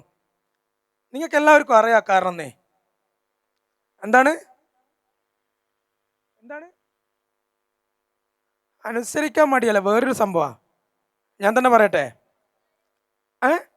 അഹങ്കാരം എന്നുള്ളത് നമുക്ക് ഒന്നുകൂടി ഒന്ന് മോഡിഫൈ ചെയ്ത് പറയാം. എന്താ അറിയോ? ഓവർ കോൺഫിഡൻസ് അല്ലേ? അതായത് എൻ്റെ മക്കള്, എൻ്റെ ഭാര്യ, ഞാനുമായിട്ട് ബന്ധപ്പെട്ട ആൾക്കാർക്കൊന്നും എന്ത് പറ്റത്തില്ല, ഒരു അപകടവും പറ്റത്തില്ല എന്നുള്ള ഒരു ഓവർ കോൺഫിഡൻസിലാണ് ആരൊക്കെ ജീവിക്കുന്നത്? ഞാനടക്കമുള്ള മനുഷ്യർ ജീവിക്കുന്നത് അതിലാണ്. അല്ല, ആണോ അല്ലയോ? ആണ്. അങ്ങനെ പല കാര്യങ്ങളും നോക്കിക്കഴിഞ്ഞാൽ നമുക്ക് മനസ്സിലാവും എല്ലാം നമ്മളൊരു ഓവർ കോൺഫിഡൻറ്റിൻ്റെ മോളാണ്. ഈ സ്ഥലത്തൊരു അപകടമില്ല, മറ്റു സ്ഥലങ്ങളിലൊരു അപകടമില്ല, ഞാനിവിടെ ഈ ചെയറിൽ ഇരിക്കുമ്പോൾ ഒരു അപകടമില്ല, ഞാനിങ്ങനെ ഇവിടെ മൈക്കെടുത്ത് സംസാരിക്കുമ്പോൾ ഒരു അപകടമില്ല എന്നുള്ളൊരു ഓവർ കോൺഫിഡൻസിൽ നമ്മൾ ഇങ്ങനെ എന്ത് ചെയ്യാണ്, ജീവിച്ചു പോവുകയാണ് അല്ലേ? പക്ഷെ എന്തെങ്കിലും ഒരു അപകടം പറ്റിക്കഴിഞ്ഞാൽ നമുക്ക് എന്ത് ചെയ്യും? മനസ്സിലാവും. എന്ത് മനസ്സിലാവും? ഓ, ഇവിടെ ഇങ്ങനെ ഒരു അപകടം ഉണ്ടായിരുന്നു, അത് ഞാൻ തിരിച്ചറിഞ്ഞില്ല, അതിന് ചെയ്യേണ്ട കാര്യം ഞാനൊന്നും ചെയ്തില്ല എന്ന്. ഓക്കെ. അപ്പം ഇനി മുന്നോട്ട് പോകുമ്പോൾ നമുക്ക് അങ്ങനെ ഒരു കാര്യം ചെയ്യാൻ പാടില്ല. ഇനി മുന്നോട്ട് പോകുമ്പോൾ നമ്മളെ ചുറ്റുപാടുമായി ബന്ധപ്പെട്ട് നമ്മൾ വർക്ക് ചെയ്യുന്ന സ്ഥലം, നമ്മൾ ഇരിക്കുന്ന വീട്, നമ്മളെ മക്കൾ പഠിക്കുന്ന സ്കൂള്, ഇവിടങ്ങളിലൊക്കെ ഒളിഞ്ഞിരിക്കുന്ന അപകടങ്ങൾ എന്തൊക്കെയാണെന്ന് നമ്മൾ മനസ്സിലാക്കി, ആ ഒരു അപകടങ്ങളൊക്കെ എങ്ങനെ തരണം ചെയ്യാമെന്ന് മനസ്സിലാക്കി, അങ്ങനെ ഒരു അപകടം വന്നു കഴിഞ്ഞാൽ എങ്ങനെ കൂടുതലായിട്ട് പരിക്ക് പറ്റാതെ രക്ഷപ്പെടാമെന്ന് മനസ്സിലാക്കി മുന്നോട്ട് ജീവിച്ചു കഴിഞ്ഞാൽ മാത്രമേ നമുക്ക് എന്താകാൻ പറ്റുള്ളൂ, നമ്മുടെ ജീവിതം നല്ല രീതിയിൽ മുന്നോട്ട് പോകാൻ കഴിയുള്ളൂ. അതുകൊണ്ട് ഈ പുതുവത്സരത്തിൽ എല്ലാവരും എന്ത് ചെയ്യേണ്ടതും, ഒരു പ്രതിജ്ഞ എടുക്കേണ്ട അതാവണം. അതിനുള്ള 1-2 കാര്യങ്ങൾ ഞാൻ പറഞ്ഞുതരാം. ഒരുപാട് കാര്യങ്ങളുണ്ട്, 1-2 കാര്യങ്ങൾ പറഞ്ഞുതരാം. ഓക്കെ, റെഡിയാണോ? എല്ലാവരും റെഡിയാണോ? അപ്പോൾ ഞാൻ നിങ്ങൾക്കൊരു സാധനം കാണിച്ചു തരാം. ഇത് നിങ്ങൾ എവിടെയെങ്കിലും കണ്ടിട്ടുണ്ടോ, ഇത് ആർക്കൊക്കെ ഉപയോഗിക്കാൻ അറിയുന്നുണ്ട് എന്നുള്ളത് കാര്യം പറയണേ. ഓക്കെ, പെട്രോൾ പമ്പ് ഇവിടെ ഒക്കെ കണ്ടിട്ടുണ്ട് അല്ലേ? അതായത് നമ്മൾ ഓരോരുത്തരും പോകാൻ സാധ്യതയുള്ള എല്ലാ സ്ഥലങ്ങളിലും ഇത് സ്ഥാപിച്ചിട്ടുണ്ട്. നാളെ നിങ്ങൾ ഇവിടെ ഈ സംവിധാനം തുടങ്ങും, ഇവിടെയും ഇത് സ്ഥാപിക്കണം. മനസ്സിലായി? ഇത് എന്തിനുള്ളതാണ്? Fire extinguisher. എന്തിനുള്ളതാണ്? തീ വരുമ്പോൾ അണയ്ക്കാൻ വേണ്ടി. ആരണയ്ക്കാൻ? ആരാണോ തീ കാണുന്നത് അവരണയ്ക്കാൻ അല്ലേ? അപ്പൊ ഇതിൽ എത്ര പേർക്ക് ഇത് ഉപയോഗിച്ച് തീ അണയ്ക്കാൻ അറിയാം? എത്ര പേർക്ക് അറിയാം? ഞാൻ ചോദിക്കട്ടെ എങ്ങനെയാണെന്ന്. ഓക്കെ, രണ്ട് പേർക്ക് അറിയാം. ഒന്ന് ആലോചിച്ച് നോക്കൂ. ഒരു 2 കൈ അവിടെ നിന്ന്, ഒരു 4 പേര് വേണ്ട, ഒരു മാക്സിമം 10 പേര്. ഇവിടെ എത്ര പേര് ഇരിക്കുന്നുണ്ട്? 100 പേരോളം ഇരിക്കുന്നത്. 10 പേരിക്കേ ഇത് ഉപയോഗിക്കാൻ അറിയത്തുള്ളൂ. നിങ്ങൾ പെട്രോൾ പമ്പിൽ പോവില്ലേ? പോവോ? നിങ്ങൾ ഷോപ്പിംഗ് മാളിൽ പോവില്ലേ? പോവോ? പിന്നെ നിങ്ങളവിടെ സിനിമ തിയേറ്ററിൽ പോവില്ലേ? ഇവിടെയൊക്കെ നിങ്ങൾ പോവും അല്ലേ? ഒരു ഷോപ്പിങ്ങിനൊക്കെ ഒരു തുണിക്കടയിൽ കയറി കഴിഞ്ഞാൽ നിങ്ങൾ എത്ര ദിവസം എടുക്കും? പറഞ്ഞോ, എത്ര സമയം എടുക്കും? മണിക്കൂറുകൾ. കണ്ടോ, കറക്റ്റ് ആൻസറാ, മണിക്കൂറുകൾ. രാവിലെ കയറി കഴിഞ്ഞാൽ വൈകുന്നേരം ഇറങ്ങുള്ളൂ. ചായയും ചോറും ജ്യൂസും ഒക്കെ എവിടെ നിന്ന് തന്നെ കിട്ടും? തുണിക്കടയിൽ തന്നെ കിട്ടും. കിടക്കാൻ സ്ഥലമില്ലാത്തത് കൊണ്ടാണ്. ഉണ്ടെങ്കിൽ അവിടെ കിടന്നിട്ട് പിറ്റേന്നും കൂടി ഷോപ്പ് കഴിഞ്ഞിട്ട് നമ്മൾ എന്ത് ചെയ്യുള്ളൂ, എല്ലാവരും വരുള്ളൂ. ഇല്ല, ഉള്ളതല്ലേ? ഉള്ളത് തന്നെയാണ്, കണ്ടു പരിചയമുണ്ട്. പല തുണിക്കടയിൽ അങ്ങനെയാണ്. പക്ഷെ നിങ്ങൾ ചിന്തിക്കേണ്ടത്, അത്രയും സമയം നിങ്ങളൊരു ബിൽഡിങ്ങിൽ ചെലവഴിക്കുന്ന സമയത്ത് അവിടെ ഒരു തീപിടുത്തം വന്നു കഴിഞ്ഞാൽ എന്ത് ചെയ്യണമെന്ന് നിങ്ങൾക്കറിയില്ല. മനസ്സിലായി? ഇതൊക്കെ നമ്മൾ പൊതുജനങ്ങൾ തന്നെയാണ് ചിന്തിക്കേണ്ടത്. അല്ലാണ്ട് ആ ഷോപ്പിൻ്റെ ഓണറോ അല്ലെങ്കിൽ ആ ഷോപ്പിൻ്റെ സെയിൽസ്മാനോ മാത്രം ചിന്തിച്ചാൽ പോരാ. അവർ ചിന്തിക്കേണ്ട എന്നല്ല പറയുന്നത്, അവർ മാത്രം ചിന്തിച്ചാൽ പോരാ. കാരണം അവർ കാണണമെന്നില്ല ഈ ഒരു ആ ഫസ്റ്റ് വരുന്ന ആ ഒരു തീപിടുത്തം അവർ കാണണമെന്നില്ല. അപ്പം നാളെ മുതൽ ഞാനൊരു സ്ഥലത്ത് പോയി കഴിഞ്ഞാൽ അവിടെ എന്തെങ്കിലും നിങ്ങളൊരു 2-3 ഒരു മാസം മുമ്പ് നിങ്ങളെല്ലാവരും വാട്സപ്പ് കണ്ടിട്ടുണ്ടാവും. നമ്മുടെ മലപ്പുറത്ത് ഒരു പെട്രോൾ പമ്പിൽ തീ വരികയും അല്ലേ, വണ്ടിക്ക് തീ വരികയും പെട്ടെന്ന് അവിടെയുള്ള ജീവനക്കാരെ എക്സ്റ്റിങ്ക്വിഷർ എടുത്ത് അണയ്ക്കുകയും ചെയ്യുന്നല്ലേ? എല്ലാവരും വാട്സപ്പിൽ വന്നിട്ടുണ്ടാവുമല്ലോ. അല്ലേ, കണ്ടിട്ടുണ്ടായിരുന്നു. അതെ. പക്ഷെങ്കിൽ ആ സമയത്ത് ആ ജീവനക്കാരൻ ഇത് ഉപയോഗിക്കാൻ അറിയില്ലായിരുന്നെങ്കിൽ എന്തായിരുന്നു അവസ്ഥ? പിടിക്കൂലേ? നാളെ ഇപ്പോൾ ഇവിടെ താമസിക്കും, ഇവിടെ ഇപ്പം നിങ്ങൾ വിചാരിക്കും തീ അല്ലെങ്കിൽ ഫയറുമായിട്ട് ബന്ധപ്പെട്ട കാര്യങ്ങളൊന്നും ഉണ്ടാവില്ല എന്ന് ഇപ്പം വിചാരിക്കും. പക്ഷേ ഭാവിയിൽ എന്ത് ചെയ്യാം, വന്നേക്കാം. നമുക്ക് തീ പിടിക്കണമെങ്കിൽ ഒരു AC മതി, അല്ലെങ്കിൽ ഒരു ചെറിയ ലൈറ്റ് മതി. അല്ലാണ്ട് വലിയ എന്താ പറയുക, പടക്കങ്ങളൊന്നും വേണ്ട വെടിമരുന്നൊന്നും വേണ്ട തീപിടിക്കൽ. ഒരു ചെറിയൊരു ലൈറ്റ് ഉണ്ടെങ്കിൽ നമുക്ക് അവിടെ തീ പിടിക്കും. അപ്പം അങ്ങനെ ഒരു തീപിടുത്തം വന്നു കഴിഞ്ഞാൽ രക്ഷപ്പെടാനുള്ള മാർഗങ്ങൾ ഉണ്ടായിട്ടും എങ്ങനെ രക്ഷപ്പെടണമെന്ന് നമുക്കാർക്കും അറിയില്ല. അവിടെയാണ് നമ്മുടെ തെറ്റ്. അപ്പോൾ അത് നമ്മുടെ തെറ്റല്ലേ? ആണോ? ഒരു ബിൽഡിങ്ങിന് സാധാരണ ഒരു ബിൽഡിങ്ങിന് തീപിടിച്ച് കഴിഞ്ഞാൽ അതിൻ്റെ അടുത്തുള്ള ബിൽഡിങ്ങുകളൊക്കെ ഇങ്ങനെ കത്തി മൊത്തത്തിൽ ഒരു 10 15 കടകൾ കത്തുമ്പോൾ നമ്മൾ നേരെ എന്ത് ചെയ്യും, ഓരോ സർക്കാർ സംവിധാനങ്ങളിലേക്ക് പോകും, ഇല്ലേ? അവിടെ അതുണ്ടോ, അവിടെ ഇതുണ്ടോ, മറ്റേതുണ്ടോ, മറിച്ചതുണ്ടോ. പക്ഷെ ജീവൻ നഷ്ടപ്പെടുന്നതും സ്വത്ത് നഷ്ടപ്പെടുന്നതും നമുക്കല്ലേ?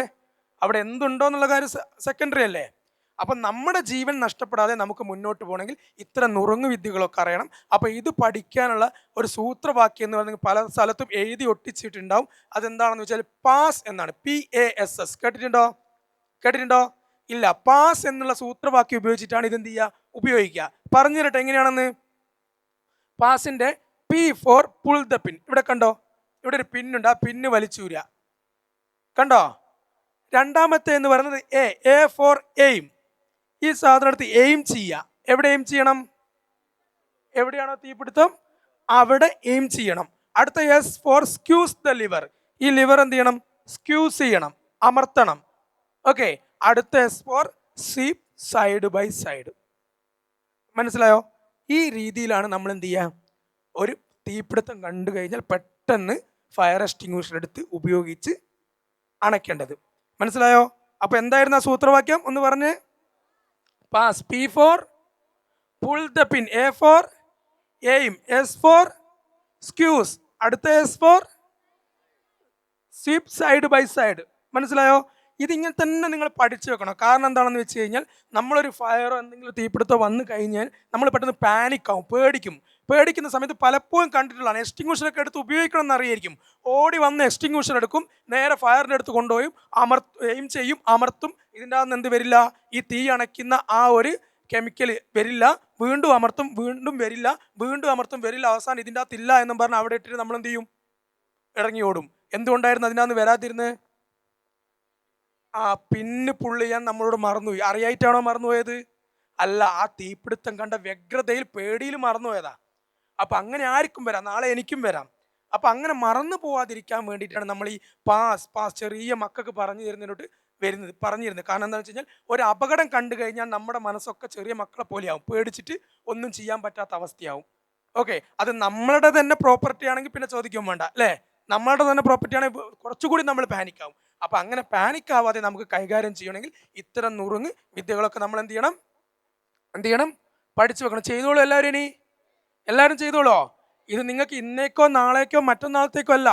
എത്ര വർഷം നമ്മളിങ്ങനെ ഈ ലോകത്ത് ജീവിക്കുന്നു അത്രയും വർഷത്തോളം നമുക്ക് ഉപകാരമുള്ള സാധനമാണ്. മനസ്സിലായോ? ഇങ്ങനെ ഒത്തിരി ഉദാഹരണങ്ങളുണ്ട്. നമ്മൾ ഇത് അറിയുന്നത് കൊണ്ട് മാത്രം രക്ഷപ്പെട്ട ഒരുപാട് ഉദാഹരണങ്ങൾ നമ്മളെ കയ്യിലുണ്ട്. നാളെ നമുക്കും ഇത് ഉപയോഗിക്കേണ്ടി വരും. അതാണ് നിങ്ങൾ ഓർക്കേണ്ടത്. നിങ്ങൾ എല്ലാവരും, ഞാൻ പറഞ്ഞില്ല, എല്ലാവരും ഈ ഒരു ഓവർ കോൺഫിഡൻസിൽ ഇങ്ങനെ ജീവിക്കുകയാണ്. എനിക്കൊന്നും പറ്റില്ല, എൻ്റെ ഫാമിലിക്കൊന്നും പറ്റില്ല എന്നുള്ള രീതിയിൽ ഇങ്ങനെ ജീവിച്ച് മുന്നോട്ട് പോയി ഒരു ഘട്ടത്തിലെത്തുന്ന സമയത്ത്, ഒരു അപകടം നമ്മുടെ ജീവിതത്തിലേക്ക് വരുന്ന സമയത്ത് നമ്മൾ എന്ത് ചെയ്യാണ്, ഒന്ന് തിരിഞ്ഞു നോക്കുകയാണ്. ഞാൻ ഇത് ചെയ്തിരുന്നുവെങ്കിൽ, ഞാൻ അതാക്കിയിരുന്നുവെങ്കിൽ എന്ന് ചിന്തിച്ചു പോവാണ്. പക്ഷെ പലർക്കും എന്താണ്, അങ്ങനെ ചിന്തിക്കണമെങ്കിൽ അപകടം വരണം എന്ന അവസ്ഥയിലേക്ക് എത്തിയിട്ടുണ്ട്. ഇപ്പം ഞാനീ പറഞ്ഞു തരുമ്പോൾ പോയും ഇതിലൊരു 20% ആൾക്കാർക്ക് എന്താണ് സംഭവം എന്ന് മനസ്സിലായിട്ടുണ്ടാവില്ല, അല്ലെങ്കിൽ അവരുടെ ശ്രദ്ധ അതിലേക്ക് പോയിട്ടുണ്ടാവില്ല. പക്ഷെങ്കിൽ അവരുടെ ശ്രദ്ധ എപ്പം പോകുമെന്ന് വെച്ച് കഴിഞ്ഞാൽ, നിങ്ങൾ ഇതുമായി ബന്ധപ്പെട്ട ഒരു തീപിടുത്തമോ ഒരു അപകടവും കാണുന്ന സമയത്ത്, നാളെ ഈ പെട്രോൾ പമ്പിൽ പോയി പെട്രോൾ അടിക്കുന്ന നിങ്ങളാവാം, നാളെ ഈ ഷോപ്പിംഗ് മാളിൽ ഷോപ്പ് ചെയ്യുന്ന നിങ്ങളാവാം, നാളെ ഈ ഹോസ്പിറ്റലിൽ കാണിക്കാൻ പോകുന്ന നിങ്ങളാവാം. അവിടെ ഇങ്ങനെ ഒരു അപകടം വരുമ്പോൾ നിങ്ങൾക്ക് അവിടെ നിന്ന് ഓടി രക്ഷപ്പെടാൻ കഴിഞ്ഞില്ല എങ്കിൽ, അല്ലെങ്കിൽ നിങ്ങൾക്ക് നിങ്ങളെ വേണ്ടപ്പെട്ടവരെയും കൂട്ടി പുറത്തേക്ക് പോകാൻ കഴിഞ്ഞില്ല എങ്കിൽ, ഇതല്ലാതെ വേറൊരു മാർഗവും അവിടെ ഇല്ല. അത് നിങ്ങൾ ഓർക്കുക. ഓക്കെ. അതുകൊണ്ടാണ് നിർബന്ധപൂർവ്വം ബിൽഡിങ്ങുകളിലൊക്കെ ഇത് സ്ഥാപിച്ചിരിക്കുന്നത്. മനസ്സിലായോ? ചെയ്തോളൂ, എല്ലാവരും ചെയ്തോളൂ, അല്ലേ? നമ്മളെ സുരക്ഷയെ കുറിച്ചുള്ള പല കാര്യങ്ങളും ഇങ്ങനത്തെ ഇത്ര ശ്രദ്ധ നമ്മൾ പോവാറില്ല, അല്ലേ? ഇത്ര ശ്രദ്ധ നമ്മൾ പോവാറുണ്ടോ? ശ്രദ്ധ പോവാറുണ്ടോ? ഈ ഹോർലിക്സിന്റെ പരസ്യം കണ്ടിട്ടുണ്ടോ നിങ്ങൾ? ഇപ്പം വന്ന ഹോർലിക്സിന്റെ പരസ്യം ആരെങ്കിലും? സിനിമ TV ഡെയിലി കാണുന്ന ആൾക്കാരല്ലേ? ഹോർലിക്സിൻ്റെ ഇപ്പോൾ ഒരു പരസ്യം വന്നിട്ടുണ്ട്, ചെറുതിൻ്റെ ഒരു കൊച്ചുകുട്ടിയുടെ പരസ്യം വന്നിട്ടുണ്ടോ? എന്തായിരുന്നു പരസ്യം? ആർക്കെങ്കിലും ഓർമ്മയുണ്ടോ? എന്താണ്? ബെല്ലടിച്ചിട്ട് എല്ലാ റൂമിലും പോയി ബെല്ലടിച്ചിട്ട് ഇറങ്ങിയോടും. എന്നിട്ട് അവൻ വികൃതിയാണെന്ന് പറയും, പക്ഷെ അവൻ ചെയ്തത് നല്ല കാര്യമാണെന്നും പറയും. എന്താണ് അവസാനം പറയുന്നത്? അവൻ ചെയ്തത് നല്ല കാര്യമാണെന്ന്. കാരണം അവൻ എല്ലാ റൂമിലും പോയി ബെല്ലടിച്ച് എന്തായിരുന്നു? തീപിടുത്തം കണ്ടിട്ടാണ് എല്ലാ റൂമിലും പോയി എന്ത് ചെയ്തത്? ബെല്ലടിച്ചത്. മനസ്സിലായോ? അപ്പം അത്തരം സുരക്ഷയുടെ കാര്യങ്ങൾ ഇങ്ങനെ കാണുമ്പോൾ പോലും നമ്മൾ നോട്ടീസ് ചെയ്യാറില്ല. അതാണ് ഞാൻ പറഞ്ഞു വന്നത്. നിങ്ങളവിടെ ഹോർലിക്സിൻ്റെ പരസ്യവും കണ്ടിട്ടുണ്ടാവും, ഹോർലിക്സും കണ്ടിട്ടുണ്ടാവും, പക്ഷെ അവിടെ ഇങ്ങനത്തെ ഒരു പോസിറ്റീവായിട്ടുള്ള അങ്ങനത്തെ ഒരു കാര്യം പോലും നമ്മൾ നോട്ടീസ് ചെയ്യാറില്ല. എപ്പോഴും നമ്മൾ എന്തെങ്കിലും അപകടം പറ്റിയതിന് ശേഷം മാത്രമേ എന്ത് ചെയ്യാറുള്ളൂ? നോട്ടീസ് ചെയ്യാറുള്ളൂ, അല്ലേ? ഇപ്പം ഞാൻ പറയട്ടെ, ഇപ്പം നിങ്ങൾ ഒരു ഇതേപോലെ തന്നെ ഒരു 5-6 മാസം മുമ്പ് ഓണത്തിൻ്റെ സമയത്ത് നമ്മുടെ സെക്രട്ടേറിയറ്റിലാണെന്ന് തോന്നുന്നു, സെക്രട്ടേറിയറ്റിൽ ഈ കുഴഞ്ഞു വീണ ഒരാൾ, ഡാൻസ് കളിച്ചുകൊണ്ടിരിക്കും, കുഴഞ്ഞു വീണ ഒരാൾ കണ്ടിട്ടുണ്ടോ? നിങ്ങളാരെയും കണ്ടായിരുന്നോ? വീഡിയോയിൽ കണ്ടായിരുന്നോ? എത്ര പേര് കണ്ടായിരുന്നു? എല്ലാവരും വാട്സപ്പിൽ വന്നാണ്, അല്ലേ? എല്ലാവരും കണ്ടു കാണുമല്ലോ. ഡാൻസ് കളിച്ചുകൊണ്ടിരിക്കുമ്പോൾ ഒരു സെക്രട്ടറി ഉദ്യോഗസ്ഥർ കുഴഞ്ഞു വീണ് മരിക്കുന്നത് കണ്ടിട്ടുണ്ടോ? ഓക്കെ, ഞാനിപ്പോൾ ഇവിടുന്ന് സംസാരിക്കുമ്പോൾ ഞാൻ കുഴഞ്ഞു വീണാൽ നിങ്ങൾ എന്ത് ചെയ്യും? CPR തരും. അറിയാവോ? എല്ലാവർക്കും എത്ര പേർക്ക് അറിയാം? ഒന്ന് കൈപൊക്കിക്കേ. ഒരു മെജോറിറ്റി ആൾക്കാർക്ക് അറിയാം, അല്ലേ? CPR എങ്ങനെയാണ് കൊടുക്കേണ്ടതെന്നുള്ളത് മെജോറിറ്റി ആൾക്കാർക്ക് അറിയാം. ഇതൊക്കെ നമ്മൾ ബേസിക് ആയിട്ട് അത് അറിയുന്നതുകൊണ്ട് ഞാൻ എടുക്കേണ്ട ആവശ്യമില്ലല്ലോ. മെജോറിറ്റി ആൾക്കാർക്ക് അറിയാം, എടുക്കേണ്ട ആവശ്യമില്ലല്ലോ. വേണോ? എടുക്കണോ? ഓക്കെ, എന്നാൽ പിന്നെ ഒരു 5 മിനിറ്റോടെ അതുകൂടി ഒന്ന് പറയാം. കാരണം വെച്ചാൽ ഇത്തരം സാഹചര്യങ്ങളിൽ നമുക്ക് മുന്നോട്ട് പോകാൻ കഴിഞ്ഞില്ല എങ്കിൽ നമ്മൾ ഈ ഫംഗ്ഷൻ നടത്തുന്നതിനോ ഈ പരിപാടി നടത്തുന്നതിനോ യാതൊരുവിധ കാര്യം ഇല്ലാതെയാവും. മനസ്സിലായോ? ഒരു 5 മിനിറ്റ് കൊണ്ട് പറഞ്ഞുതരാം. നമ്മളൊരു മാനിക്യൂൻ എന്ന് പറഞ്ഞൊരു ഇതുണ്ട്, അതിനോട് ഒരു 5 മിനിറ്റ്, നിങ്ങൾ 5 എടുക്കൽ 2 മിനിറ്റ് കൊണ്ട് കാര്യം എന്താണെന്ന് പറഞ്ഞാൽ, ഇപ്പോൾ ഞാനിവിടെ കുഴഞ്ഞു വീണു, അല്ലെങ്കിൽ നിങ്ങളെ കൂട്ടത്തിൽ ഒരാൾ ഇങ്ങനെ ക്ലാസ് കേട്ടോണ്ടിരിക്കും, അല്ലെ ഒരു ഫംഗ്ഷൻ പങ്കെടുത്തുകൊണ്ടിരിക്കും, അല്ലെ ഒരു വെഡ്ഡിങ് ഫംഗ്ഷനോ വേറെ എന്തെങ്കിലും ഫംഗ്ഷനോ പങ്കെടുത്തുകൊണ്ടിരിക്കും, അല്ലെങ്കിൽ നിങ്ങൾ ടൂർ പോകുന്ന സമയത്ത് നിങ്ങളെ കൂട്ടത്തിൽ ഒരാൾ കുഴഞ്ഞു വീണാൽ CPR കൊടുക്കണം എന്ന് പറയുന്നതിൻ്റെ മെയിൻ കാരണം എന്താണെന്ന് കേട്ട് കഴിഞ്ഞാൽ നിങ്ങളെല്ലാവരും CPRനെ കുറിച്ച് പഠിക്കും. ഓക്കെ, CPR കൊടുക്കണം എന്ന് പറയുന്നതിന് മെയിൻ കാരണം എന്താണെന്ന് വെച്ച് കഴിഞ്ഞാൽ, ഒരാൾ എന്താ പറയുക, അയാളെ ഹൃദയമോ ശ്വാസകോശമോ നിന്നു പോകുന്ന സമയത്താണ് അയാൾ എന്ത് ചെയ്യുന്നത്? കുഴഞ്ഞു വീഴുന്നത്. ഒന്നിക്കൽ ഹൃദയം നിന്നു പോവും, അല്ലെങ്കിൽ ശ്വാസകോശം നിന്നു പോവും. ഈ നിന്ന് പോകുന്ന സമയത്താണ് എന്ത് ചെയ്യുന്നത്? കുഴഞ്ഞു വീഴുന്നത്. അങ്ങനെ നിന്ന് പോയി കഴിഞ്ഞാൽ നമുക്ക് അയാളെ രക്ഷിക്കാനുള്ള ടൈം എന്ന് പറയുന്നത് 6 മുതൽ 9 മിനിറ്റാണ്. 6 മുതൽ 9 മിനിറ്റാണ്. അപ്പം എൻ്റെ ചോദ്യം ഇതാണ്, ഇപ്പം ഈ പ്രോഗ്രാം നടത്തുന്നതിൻ്റെ ഈ ഒരു ഇടയ്ക്ക് ഏതെങ്കിലും ഒരാൾ അങ്ങനെ കുഴഞ്ഞു വീണ് കഴിഞ്ഞാൽ നമുക്ക് 6 മുതൽ 9 മിനിറ്റിനുള്ളിൽ അയാളെ ഒരു ഹോസ്പിറ്റലിലേക്ക് എത്തിക്കാൻ പറ്റുമോ? ഇല്ല. അത് തന്നെയാണ് ഇതിൻ്റെ ഇമ്പോർട്ടൻസ്. അയാൾ നിങ്ങളെ മുന്നിൽ കിടന്ന് മരിക്കുകയുള്ളൂ. നിങ്ങൾ ഇവിടുന്ന് വണ്ടിയിലെടുത്തിട്ട് എത്ര ഫാസ്റ്റിൽ ഹോസ്പിറ്റലിൽ പോയി കഴിഞ്ഞാലും ഹോസ്പിറ്റലിൽ എത്തുമ്പോഴേക്ക് അയാൾ മരിക്കത്തേ ഉള്ളൂ. അതുകൊണ്ടാണ് CPR ഇമ്പോർട്ടൻ്റ് ആണെന്ന് പറയുന്നത്. വേറെ ഒന്നുമല്ല അതിൻ്റെ ഇമ്പോർട്ടൻസ് എന്ന് പറയുന്നത്. മനസ്സിലായോ? അല്ലെങ്കിൽ നമ്മൾ ഹോസ്പിറ്റലിൻ്റെ അടുത്തായിരിക്കണം നമ്മളെ വീടൊക്കെ, അങ്ങനെയാണെങ്കിൽ ഓക്കെയാണ്, പെട്ടെന്ന് കയറി ചെന്നാൽ ഹോസ്പിറ്റലിൽ എത്തുമെങ്കിൽ നമുക്ക് രക്ഷിക്കാൻ പറ്റും. പക്ഷേ ഇങ്ങനത്തെ പരിപാടികളൊന്നും അത് എത്രയോ ആൾക്കാർ അങ്ങനെയാണ് മരിക്കുന്നത്, ഇത് അറിയാത്തത് കൊണ്ട്. ഓക്കെ, അപ്പോൾ ഒരു 2 മിനിറ്റോട് പറഞ്ഞുതരാം. ഒന്നുമില്ല, ഒരാൾ കുഴഞ്ഞു വീണ് കഴിഞ്ഞാൽ ആദ്യം നമ്മൾ എന്തുകൊണ്ടാണ് ഇയാൾ കുഴഞ്ഞു വീണെന്നുള്ളൊരു കാരണം നോക്കുക. അതായത് ഇപ്പോൾ ഇവിടെ ഇരുന്ന് സംസാരിക്കുമ്പോൾ ഞാനിങ്ങനെ മയങ്ങി വീണ് എന്ന് കഴിഞ്ഞാൽ എനിക്ക് കാർഡിയാക് അറസ്റ്റ് സംഭവിച്ചിട്ടാണ് ഞാൻ മയങ്ങി വീണെന്ന് പറഞ്ഞാൽ നിങ്ങൾ ഓടി വന്ന് എന്നെ പിടിക്കാൻ പാടില്ല. കാരണം എൻ്റെ കയ്യിൽ ഒരു ഇലക്ട്രിക് എക്യുപ്മെൻ്റ് ഉണ്ട്. ഒരു പക്ഷേ അല്ലെങ്കിൽ ഞാൻ ഇവിടെ ഒരുപാട് വയേഴ്സൊക്കെ ഉണ്ട്. അപ്പോൾ ഒരു പക്ഷേ ഞാൻ ഇതിൻ്റെ ഷോക്ക് കൊണ്ടെങ്ങനെ വീണെങ്കിൽ നിങ്ങൾ ഓടി വന്ന് എന്നെ പിടിച്ചു കഴിഞ്ഞാൽ എന്ത് സംഭവിക്കും? നിങ്ങൾക്കും കൂടി ഷോക്ക് ഏൽക്കും. അപ്പോൾ ഒരാൾ വീണ് കഴിഞ്ഞാൽ ആദ്യം നമ്മൾ എന്ത് നോക്കണം? അയാൾ വീഴാനുള്ള കാരണം എന്താണെന്ന് നോക്കണം. കാരണം ഒന്ന് പെട്ടെന്ന് നോക്കുക. കാരണം നോക്കിയിട്ട് ഈ ഷോക്ക് അങ്ങനത്തെ പ്രശ്നങ്ങളൊന്നും അല്ല എന്ന് നമ്മൾ മനസ്സിലാക്കി കഴിഞ്ഞാൽ നേരെ ഇയാൾ എന്ത് നോക്കുക എന്നറിയോ? എന്താ നോക്കണ്ടേ? റെസ്പോൺസ് നോക്കുക. ഇയാൾ ഇന്ന് തട്ടി വിളിക്കേണ്ട 2 ചെസ്റ്റിൽ എന്ത് ചെയ്യുക? ഇയാളെ തട്ടി വിളിക്കുക. ഈ മിഥുന് കാണിച്ചിട്ട് ഫോറം മിഥുന് കാണിച്ചിരുതാ 2 ചെസ്റ്റിൽ എന്ത് ചെയ്യുക? നല്ല ഉറക്കെ തട്ടുക. ചെസ്റ്റിൽ തട്ടണം. പലപ്പോഴും നമ്മൾ മുഖത്ത് കാലിന് ഒക്കെയാണ് തട്ടാറ്. അങ്ങനെ ഒരിക്കലും തട്ടി ഒരാളെ വിളിക്കരുത്. നമ്മൾ ചെസ്റ്റിൽ തന്നെ തട്ടിയിട്ട് എന്ത് ചെയ്യണം? വിളിക്കണം. 2 ഷോൾഡറിൽ കേട്ടോ, 2 ഷോൾഡറിലും തട്ടുന്നു, വിളിക്കുന്നു. ഓക്കെ, എന്താ നമ്മൾ വിളിക്കുക? എന്ത് വേണേ വിളിക്കുക. ഏട്ടാ, ചേച്ചി, അച്ഛ, അമ്മ, അനിയലെ പേരറിയ പേര് വിളിക്കുക. അത് വിളിച്ചതിന് റെസ്പോൺസ് ഇല്ല എങ്കിൽ അടുത്ത് തന്നെ നമ്മൾ എന്ത് ചെയ്യണം? ആംബുലൻസ് വിളിക്കണം. അതിൻ്റെ അർത്ഥം ഇയാൾ അൺകോൺഷ്യസ് ആണെന്ന് അതിൻ്റെ അർത്ഥം. പെട്ടെന്ന് നമ്മൾ എന്ത് ചെയ്യുന്നു? ആംബുലൻസ് വിളിക്കുന്നു. ആംബുലൻസ് വിളിച്ചതിന് ശേഷം അടുത്തുള്ള ആളോട് വിളിക്കാൻ പറയാം, നമ്മൾ വിളിക്കാൻ നിൽക്കരുത്. കാരണം എന്ന് വെച്ചാൽ നമുക്ക് ഇയാളെ രക്ഷിക്കാനുള്ള ടൈം എത്രയാണ്? 6 മുതൽ 9 മിനിറ്റാണ്. ഈ 6 മുതൽ 9 മിനിറ്റിനുള്ളിൽ നമുക്ക് ഈ ആംബുലൻസിനെ വിളിച്ചുകൊണ്ടിരുന്നു കഴിഞ്ഞാൽ ഇയാളെ രക്ഷിക്കാൻ പറ്റില്ല. അപ്പോൾ അടുത്ത ആളുണ്ടെങ്കിൽ അയാളോട് വിളിക്കാൻ പറയാം. അടുത്ത ആളില്ല എങ്കിൽ നമ്മൾ എന്ത് ചെയ്യുക? നമ്മൾ ഫോൺ സ്പീക്കറിലിട്ടിട്ട് വിളിക്കുക. ഓക്കെ, ആംബുലൻസിൽ വിളിക്കുന്നു. നമ്മൾ അടുത്ത പരിപാടി നോക്കുന്നു. അടുത്ത പരിപാടി എന്താ? അടുത്ത പരിപാടി ഇയാളെ എയർവേ, ഇയാളെ ശ്വാസനാളൊന്ന് നേരെയായി കൊടുക്കണം. അതിന് നമ്മൾ ചെയ്യേണ്ടതെന്ന് വെച്ചാൽ ഇയാളുടെ താടി ഒന്നിങ്ങനെ പൊന്തിച്ച് ഇയാളുടെ ശ്വാസനാളം എന്ത് ചെയ്യുക, ഒന്ന് ക്ലിയർ ചെയ്ത് കൊടുക്കുക. കാരണം ഇയാൾ ശ്വാസം കിട്ടാണ്ടാണ് വീണതെങ്കിൽ നമ്മൾ ഇങ്ങനെ ക്ലിയർ ചെയ്യുന്ന സമയത്ത് ഇയാൾക്ക് എന്ന് പറഞ്ഞാൽ എന്ത് കിട്ടും? ശ്വാസം കിട്ടി ഇയാൾ ചിലപ്പോൾ എന്ത് ചെയ്യും, ജീവിതത്തിലേക്ക് തിരിച്ചു വരും. അങ്ങനെ നമ്മൾ എയർവേ ഒന്ന് കറക്റ്റ് ചെയ്ത് കൊടുക്കുന്നു. എയർവേ കറക്റ്റ് ചെയ്തിട്ട് ഇയാൾ ശ്വാസം എടുക്കുന്നുണ്ടോ എന്ന് അറിയാൻ നമ്മൾ ചെയ്യേണ്ടത് എന്താണെന്ന് വെച്ചാൽ നമ്മുടെ കൈ ചെസ്റ്റിലേക്ക് വെക്കുക. കൈ ചെസ്റ്റിലേക്ക് വെക്കുക. നമ്മുടെ കാതും കവിളും മൂക്കിൻ്റെ അടുത്തേക്ക് വെക്കുക. എന്നിട്ട് നമ്മൾ എന്ത് ചെയ്യാറിയ, കാതോർക്കുക. ഇയാൾ ശ്വാസം എടുക്കുന്നുണ്ടെങ്കിൽ സൗണ്ട് ഉണ്ടാവും. ഇനി അഥവാ ശ്വാസം ഈ ആൾ പുറത്തേക്ക് വിടുന്നുണ്ടെങ്കിൽ ആ ഒരു എയർ വന്ന് നമ്മുടെ മുഖത്തടിക്കും. പിന്നെ നമ്മൾ കയ്യിലേക്ക് നോക്കുന്ന എന്തിനാണെന്ന് വെച്ച് കഴിഞ്ഞാൽ ഇയാൾ ചെസ്റ്റ് ഒന്ന് ബ്രീത്ത് എടുക്കുന്നുണ്ടെങ്കിൽ ആ കൈ എന്ത് ചെയ്യും, അപ്പ് ആൻഡ് ഡൗൺ മോഷൻ ഉണ്ടാവും. മനസ്സിലായോ? അങ്ങനെ നമ്മൾ ബ്രീത്ത് ഉണ്ടോ നോക്കുന്നു. ബ്രീത്തും ഇല്ല എങ്കിൽ നമ്മൾ അടുത്ത ഇയാൾ എന്ത് നോക്കുന്നു, പൾസ് ഉണ്ടോ നോക്കുന്നു. പൾസ് എവിടെയാണ് നമ്മൾ നോക്കുക? കയ്യിൽ നോക്കിയാൽ നമുക്ക് കിട്ടാൻ ഭയങ്കര പാടാണ്. മനസ്സിലായോ? കഴുത്തിൽ നോക്കണം. കയ്യിൽ എക്സ്പേർട്ട് ആയിട്ടുള്ള ഡോക്ടർമാർക്കും അവർക്കൊക്കെ കിട്ടുള്ളൂ. കയ്യിൽ ഒരിക്കലും നമുക്ക് കിട്ടില്ല. അതുകൊണ്ടാണ് ഞാൻ പറഞ്ഞത് ഇത് പ്രാക്ടിക്കലി തന്നെ നമ്മൾ പഠിക്കണം. നമുക്ക് CPR ഇങ്ങനെ കയ്യിൽ പൾസ് നോക്കുക എന്നൊക്കെ അറിയായിരിക്കും. ഒരാൾ വീണ് കഴിഞ്ഞാൽ ചിലപ്പോൾ നമ്മൾ കയ്യിൽ നോക്കിയാൽ നമുക്ക് കിട്ടത്തില്ല. അപ്പോൾ കഴുത്തിൽ നോക്കുക. കഴുത്തിൽ നോക്കണമെങ്കിൽ എളുപ്പമാർഗം എന്ന് പറഞ്ഞാൽ 3 വിരലെടുക്കുക. നമ്മുടെ ഇവിടെ ഒരു മുഴയുണ്ട് ഇല്ലേ, ആഡംസ് ആപ്പിൾ എന്ന് പറഞ്ഞൊരു മുഴയുണ്ട്. ആ മുഴയുടെ മുകളിൽ കൈ വെച്ചതിന് ശേഷം ഒന്ന് മുന്നോട്ട് തെന്നിച്ച് വിടുക. അപ്പോൾ കൈ എന്ത് ചെയ്യും, ഒരു കുഴിയിൽ വന്ന് വീകും. ഒന്ന് മുന്നോട്ട് തെന്നിച്ച് ആ കുഴിയിൽ നമ്മൾ ശ്രദ്ധിച്ചു കഴിഞ്ഞാൽ നമ്മുടെ 3 വിരലിൽ ഏതെങ്കിലും ഒരു വിരലിൽ പൾസ് വരും. ഞാൻ ഈ 3 വിരലെടുക്കാൻ പറഞ്ഞു വെച്ചാൽ നമ്മൾ എക്സ്പീരിയൻസ് ഇല്ലാത്ത ആൾക്കാരാണ്. അപ്പോൾ കഴുത്തിൽ ഇങ്ങനെ കൈവച്ച് കഴിഞ്ഞാൽ കഴുത്തിൻ്റെ എല്ലാ ഭാഗവും എന്തായി, കവറായി. അപ്പോൾ ഏതെങ്കിലും ഒരു വിരലിൽ ആര് വന്നടിക്കും, പൾസ് ഇടിക്കും. മനസ്സിലായി? സാധാരണ 2 വിരലോ 1 വിരൽ, ഡോക്ടർമാരൊക്കെ 1 വിരലും കൊണ്ടാണ് നോക്കുന്നത്. അവർ എക്സ്പീരിയൻസ്ഡ് ആയതുകൊണ്ടാണ്. നമ്മൾ 3 വിരൽ വെക്കുന്നത് എന്തുകൊണ്ടാണ്? ഏതെങ്കിലും ഒരു വിരലിൽ പൾസ് വരാൻ വേണ്ടിയിട്ടാണ്. പൾസ് ഇല്ല എങ്കിൽ നേരെ എന്ത് സ്റ്റാർട്ട് ചെയ്യുക, CPR സ്റ്റാർട്ട് ചെയ്യുക. CPR സ്റ്റാർട്ട് ചെയ്യേണ്ട ശ്രദ്ധിക്കേണ്ട ഏറ്റവും ഇമ്പോർട്ടൻ്റ് എന്ന് പറയുന്നത് CPR കൊടുക്കാൻ ഈ പറഞ്ഞാൽ പലർക്കും അറിയാം. കാരണം സിനിമയിലൊക്കെ കണ്ടിട്ടുണ്ടാകും എന്ത് ഇങ്ങനെ പ്രസ് ചെയ്യുന്നത്. പക്ഷെ എവിടെ പ്രസ് ചെയ്യണമെന്ന് പലർക്കും അറിയില്ല. കറക്റ്റ് പൊസിഷനിൽ പ്രസ് ചെയ്താലാണ് ഇയാൾ രക്ഷപ്പെടുള്ളൂ. നമ്മൾ സിനിമയിലൊക്കെ കണ്ടുപോലെ നെഞ്ചിൻ്റെ എവിടെയെങ്കിലും പിടിച്ച് അമർത്തി കഴിഞ്ഞാൽ അയാളുടെ വാരിയല് പൊട്ടുക എന്നല്ലാണ്ട് ഹൃദയം ഒരിക്കലും എന്ത് ചെയ്യില്ല, പ്രവർത്തിക്കില്ല. ഹൃദയത്തിന് നമ്മൾ മെക്കാനിക്കലി പുറത്തുനിന്നൊരു ഫോഴ്സ് കൊടുത്തിട്ട് ഇങ്ങനെ ഇരിക്കുന്ന ഹൃദയത്തെ നമ്മൾ എന്ത് ചെയ്യാണ്, അതായത് ഇടിക്കാതിരിക്കുന്ന ഹൃദയത്തെ നമ്മൾ പുറത്തുനിന്ന് ഇടിക്കുകയാണ്. പുറത്തുനിന്ന് ഇടിക്കുമ്പോൾ കുറച്ച് ബ്ലഡ് വന്ന് ഹൃദയത്തിൽ വെക്കും. വീണ്ടും ഒന്നും ഇടിക്കുമ്പോൾ കുറച്ചുകൂടി ബ്ലഡ് വന്ന് വീകും. അങ്ങനെ ഈ ശുദ്ധരക്തം വന്ന് വീണ് പിന്നെ അതിൻ്റെ ഒരു സർക്കുലേഷൻ പൂർത്തിയാകുന്നതിനാണ് ഹൃദയം പ്രവർത്തിച്ച് തുടങ്ങുന്നത്. അപ്പോൾ കറക്റ്റ് ഇടി എവിടെ കിട്ടണം, ഹൃദയത്തിന് തന്നെ കിട്ടണം. അത് കിട്ടണമെങ്കിൽ പൊസിഷൻ എടുക്കുക എങ്ങനെയാണെന്ന് വെച്ച് കഴിഞ്ഞാൽ ഒന്ന് പൊന്തിച്ചു. പൊസിഷൻ എടുക്കുക എങ്ങനെയാണെന്ന് വെച്ച് കഴിഞ്ഞാൽ 2 രീതിയിൽ നമുക്ക് പൊസിഷൻ എടുക്കാം. ഒന്നാമത്തെ രീതി എന്ന് പറഞ്ഞു കഴിഞ്ഞാൽ നമ്മുടെ ബോഡിയുടെ സെൻറ്റർ പാർട്ട് എടുക്കുക. ബോഡിയുടെ സെൻറ്റർ പാർട്ട് ഇങ്ങനെ നോക്കുക. എന്നിട്ട് നമ്മുടെ നിപ്പിൾ ടു നിപ്പിൾ പോയിന്റ് ഒരു നേർരേഖയും കൂടി നോക്കിയാൽ ആ 2 കൂട്ടിമുട്ടുന്ന ഭാഗം, അതാ ഇയാൾ എടുക്കുന്ന കണ്ടോ, ആ 2 കൂടി കൂട്ടിമുട്ടുന്ന ഭാഗം അതാണ് ഇവിടെ. അങ്ങനെയാണ് നമ്മൾ ആ പൊസിഷൻ എടുക്കുക. ഇനി അങ്ങനെ കിട്ടില്ല എങ്കിൽ ഇപ്പം നമുക്ക് ലേഡീസിൻ്റെ കേസിലൊന്നും ഇങ്ങനെ എടുക്കാൻ പറ്റില്ല.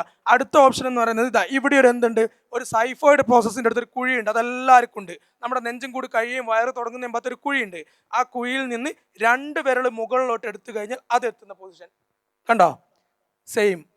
ഇവിടെയാണ് നമ്മൾ എന്ത് ചെയ്യേണ്ടത്, കംപ്രസ് ചെയ്യേണ്ടത്, അമർത്തേണ്ടത്. കാരണം എന്താ വെച്ചാൽ ഇവിടെയൊക്കെ ഇങ്ങനെ വാരിയല്ലുകൾ കൊണ്ട് സുരക്ഷിതമായി കിടക്കുകയാണ്. അപ്പോൾ നമ്മൾ ഇവിടെ നിന്നൊക്കെ ഹൃദയത്തെ നോക്കിക്കഴിഞ്ഞാൽ നമുക്ക് ഹൃദയത്തെ ജയിലിലിട്ടതിനോട്ടേ കാണാൻ പറ്റുള്ളൂ, വാരിയല്ലുകളുണ്ട് ഇങ്ങനെ. പക്ഷേ ഇതിലൂടെ നോക്കിക്കഴിഞ്ഞാൽ ഹൃദയത്തെ ഡയറക്റ്റ് ആയിട്ട് നമുക്ക് കാണാൻ പറ്റും. മനസ്സിലായി? അവിടെയാണ് നമ്മൾ എന്ത് ചെയ്യുന്നത്, അമർത്തുന്നത്. അങ്ങനെ നമ്മൾ അമർത്തുന്നു. എത്ര പ്രാവശ്യം അമർത്തുന്നു? 30 പ്രാവശ്യം അമർത്തുന്നു. അങ്ങനെ 30 പ്രാവശ്യം ഒരു ഹൃദയമിടിക്കുന്ന താളത്തിൽ, അതായത് 120 മിനിറ്റിൽ 120 എന്ന കണക്കിൽ വേണം നമ്മൾ എന്ത് ചെയ്യാൻ, ഇടിക്കാൻ. അതായത് വളരെ പതുക്കെ ഇടിച്ചാൽ എന്ത് ചെയ്യില്ല, ഹൃദയം പ്രവർത്തിക്കില്ല. വളരെ സ്പീഡിൽ ഇടിച്ചാലും ഹൃദയം പ്രവർത്തിക്കില്ല. കാരണം എന്താ, ഞാൻ പറഞ്ഞു, ഹൃദയത്തിൻ്റെ അകത്തേക്ക് ബ്ലഡ് വന്ന് വീഴണം, പുറത്തേക്ക് പോകണം. ബ്ലഡ് വന്ന് വീഴണം, പുറത്തേക്ക് പോകണം. അപ്പോൾ അതിനൊരു ടൈമുണ്ട്. പതുക്കെ ചെയ്ത് കഴിഞ്ഞാൽ ഹൃദയത്തിൽ ബ്ലഡ് വന്ന് വീഴുകയും പുറത്തേക്ക് പോവുകയും നടക്കുമോ? നടക്കില്ല. എന്നാൽ സ്പീഡ് ചെയ്ത് കഴിഞ്ഞാൽ നടക്കുമോ? നടക്കില്ല. ഒരു താളത്തിൽ നമ്മൾ ഹൃദയം ഇടിക്കുന്ന ഒരു ലെപ് ടപ്പ് ലെപ് ടപ്പ് ലെപ് ടപ്പ് ആ ഒരു താളത്തിൽ ചെയ്ത് കഴിഞ്ഞാൽ നമ്മളെ ഹൃദയം വീണ്ടും പൂർവ്വസ്ഥിതിയിലേക്ക് വരികയും അയാളെ നമുക്ക് ജീവിതത്തിലേക്ക് തിരിച്ചു കൊണ്ടുവരാൻ പറ്റുകയും ചെയ്യും. ഓക്കെ, മനസ്സിലായോ?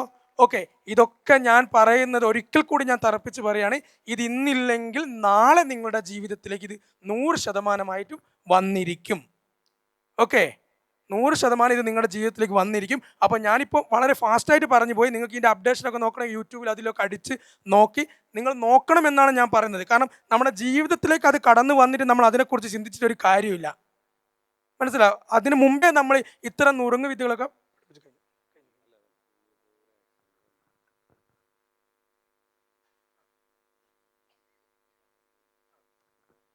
ഓക്കെ.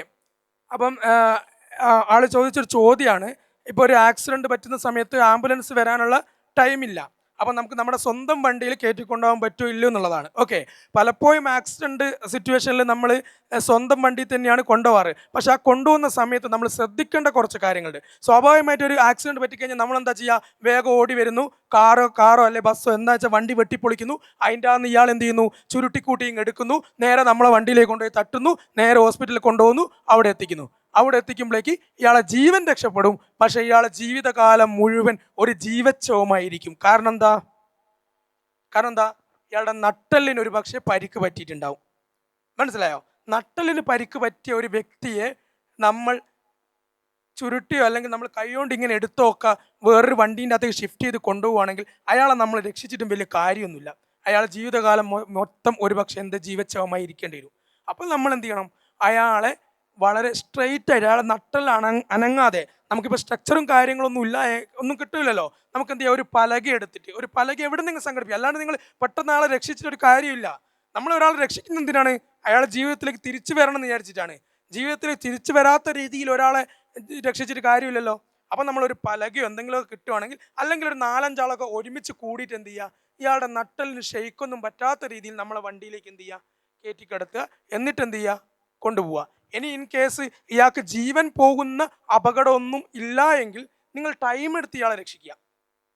മനസ്സിലായി? അതായത് ഹെവി ആയിട്ടുള്ള മുറിവുകളോ അങ്ങനത്തെ എന്തെങ്കിലും ജീവൻ പോകുന്ന അപകടമൊന്നും ഇല്ല എങ്കിൽ നമ്മൾ ടൈം എടുത്ത് രക്ഷിക്കുക. പെട്ടെന്ന് നമ്മൾ അപകടം കണ്ട ഉടനെ വണ്ടി വെട്ടിപ്പൊളിച്ചിട്ട് കൂട്ടിയെടുത്ത് കൊണ്ടുപോകുന്നതാണ് പലപ്പോഴും പ്രശ്നം. നമുക്കത് മനസ്സിലാവില്ല, ഇയാൾക്ക് ജീവൻ പോകുന്ന പ്രശ്നമൊന്നും ഇല്ല എങ്കിൽ ആ രീതിയിൽ അയാൾ എന്ത് ചെയ്യുക? രക്ഷിക്കുക.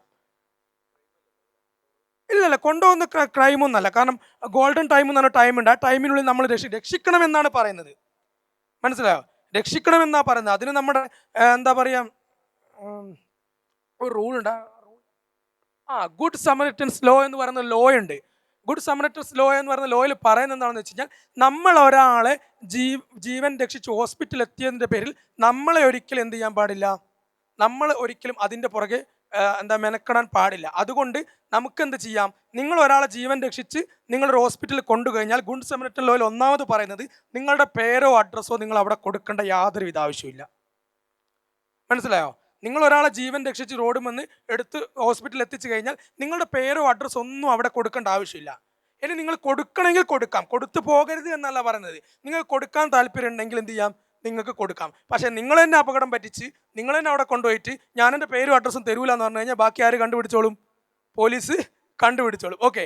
ഞാൻ പറയുന്നത് വേറൊരു അപകടം കണ്ടിട്ട് രക്ഷപ്പെടുത്തുമ്പോഴുള്ള കാര്യമാണ്. രണ്ടാമത്തെ ലോയിൽ പറയുന്നത് എന്താണെന്ന് വെച്ച് കഴിഞ്ഞാൽ, നിങ്ങളൊരു ഹോസ്പിറ്റലിൽ ഒരു രോഗീനെ എത്തിച്ചു കഴിഞ്ഞാൽ അത് ഏത് ഹോസ്പിറ്റലായിക്കോട്ടെ, ഗവൺമെൻറ് ഹോസ്പിറ്റലായിക്കോട്ടെ, പ്രൈവറ്റ് ഹോസ്പിറ്റലായിക്കോട്ടെ, ആ രോഗിയെ ജീവൻ രക്ഷിക്കാനുള്ള ചികിത്സ ആ ഹോസ്പിറ്റലുകാർ ഫ്രീ ആയി ചെയ്തിരിക്കണം.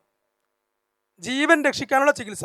അല്ലാതെ നിങ്ങളിപ്പോൾ ഹോസ്പിറ്റലിൽ എത്തിച്ചതിന് ശേഷം ആ ഹോസ്പിറ്റലുകാർ പറയും എന്ത് ഇത്ര പൈസ അടയ്ക്കാണ്ട് ഇയാളെ കയറ്റാൻ പറ്റൂല എന്ന് പറയാണ്. അങ്ങനെ പറയാൻ പാടില്ല. ഒരു പ്രൈവറ്റ് ഹോസ്പിറ്റലും പറയാൻ പാടില്ല, ഗവൺമെൻറ് ഹോസ്പിറ്റലും പറയാൻ പാടില്ല. അയാളുടെ ജീവൻ രക്ഷിക്കാനുള്ളതാണ് പറയുന്നത്. ബാക്കി ചികിത്സയൊക്കെ അവർ പൈസയും ഫണ്ടും കാര്യങ്ങളൊക്കെ പ്രൈവറ്റ് ഹോസ്പിറ്റലിൽ ചോദിക്കും. പക്ഷേ ജീവൻ രക്ഷിക്കാനുള്ള ചികിത്സ അവിടെ ഫ്രീ ആയിട്ട് കൊടുക്കുക. അതാണ് ഇത്രേ ഉദ്ദേശിച്ചുള്ളൂ.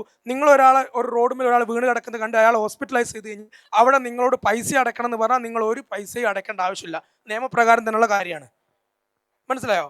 മൂന്നാമത്തെ ലോയിൽ പറയുന്നത് എന്താണെന്ന് വെച്ച് കഴിഞ്ഞാൽ, നിങ്ങളെ ഈ അപകടവുമായി ബന്ധപ്പെട്ട് കേസോ കാര്യങ്ങളോ ക്രിമിനൽ നടപടി എന്തെങ്കിലും ഉണ്ട് എങ്കിൽ നിങ്ങളെ 2 പ്രാവശ്യമാണ് പോലീസിന് ബന്ധപ്പെടാനാവുന്നത്. ആ 2 പ്രാവശ്യം ത്രൂ വീഡിയോ കോൾ ആയാലും മതി. നിങ്ങൾ ഡയറക്റ്റ് സ്റ്റേഷനിൽ ഹാജരാവണമെന്നില്ല. ഞാനിപ്പോൾ യാത്ര ചെയ്യുന്ന ഒരാളാണ്. ഞാൻ തിരുവനന്തപുരത്ത് പോകുന്ന സമയത്ത് തിരുവനന്തപുരത്ത് നിന്ന് ഒരാളെ രക്ഷിച്ച് ഞാൻ തിരുവനന്തപുരം ഹോസ്പിറ്റലാക്കി ഞാൻ തിരിച്ച് വയനാട്ടിലേക്ക് വന്ന് നാളെ നിങ്ങൾ തിരുവനന്തപുരത്ത് കേസിന് വരണം എന്ന് പറഞ്ഞാൽ എനിക്കൊരു പക്ഷേ എന്ത് ചെയ്യാൻ പറ്റില്ല? പോകാൻ പറ്റുന്നില്ല. അത് ത്രൂ വീഡിയോ കോൺഫറൻസിലൂടെ നമ്മൾ ആ കേസിൻ്റെ ഡീറ്റെയിൽസ് പറഞ്ഞാലും മതി. നമ്മൾ ഡയറക്റ്റ് സ്റ്റേഷനിൽ പോകണമെന്ന് നിർബന്ധമില്ല. മനസ്സിലായോ? അപ്പോൾ അതാണ് ഗുഡ് സമരിറ്റൻ ലോ. മാത്രമല്ല, നിങ്ങൾ ഇത്ര ആൾക്കാർ രക്ഷിച്ചു കഴിഞ്ഞാൽ നിങ്ങൾ ആ രക്ഷിച്ചതിൻ്റെ ഡീറ്റെയിൽസും കാര്യങ്ങളൊക്കെ വെച്ച് നിങ്ങൾക്ക് അവാർഡ് നേടിയെടുക്കാനും ഈ ഗുഡ് സമരിറ്റൻ ലോയിൽ പറയുന്നുണ്ട്. അപ്പം നിയമപരമായി നിങ്ങൾ രക്ഷിക്കണം എന്നാണ് പറയുന്നത്. നിയമം നിങ്ങളെ കൂടെ നിൽക്കും. നിങ്ങൾ രക്ഷിച്ചു കഴിഞ്ഞാൽ ഒരിക്കലും നിയമം നിങ്ങൾ ഇതിനെ കൊണ്ട് എന്ത് ചെയ്യില്ല, നിങ്ങൾ ഇതിൻ്റെ പുറകെ നടക്കേണ്ടി വരില്ല. പല ആൾക്കാരും രക്ഷിക്കാത്തതിന് മെയിൻ കാരണം അതാണ്. ഓക്കെ.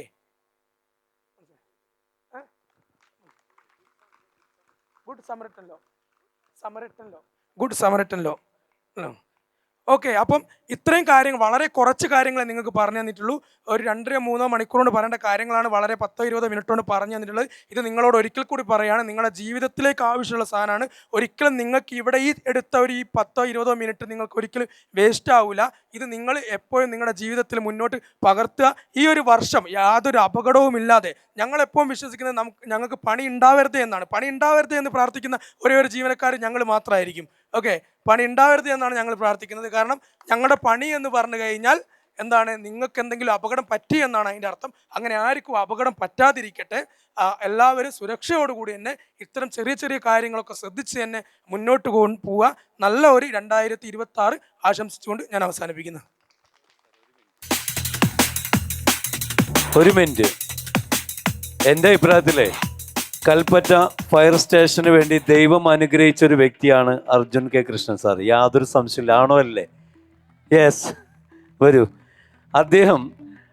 അദ്ദേഹത്തിൻ്റെ എത്രത്തോളം എനർജി എടുക്കാൻ പറ്റും അത്രത്തോളം ഒരു ജീവനെങ്കിലും രക്ഷപ്പെടുത്താൻ നിങ്ങളെ കൊണ്ട് സാധിക്കണം എന്ന രീതിയിൽ ജീവിതത്തിൽ എപ്പോഴെങ്കിലും നമ്മളെ തേടി വരുന്ന ഒരു അവസരത്തിൽ നമ്മൾ ചെയ്യേണ്ട കാര്യങ്ങൾ പഠിപ്പിച്ചു തന്ന വ്യക്തിയാണ്. Yes or no? മാതാപിതാ ഗുരു ദൈവം എന്നാ. തീർച്ചയായിട്ടും ആ ഗ്രാറ്റിറ്റ്യൂഡ്.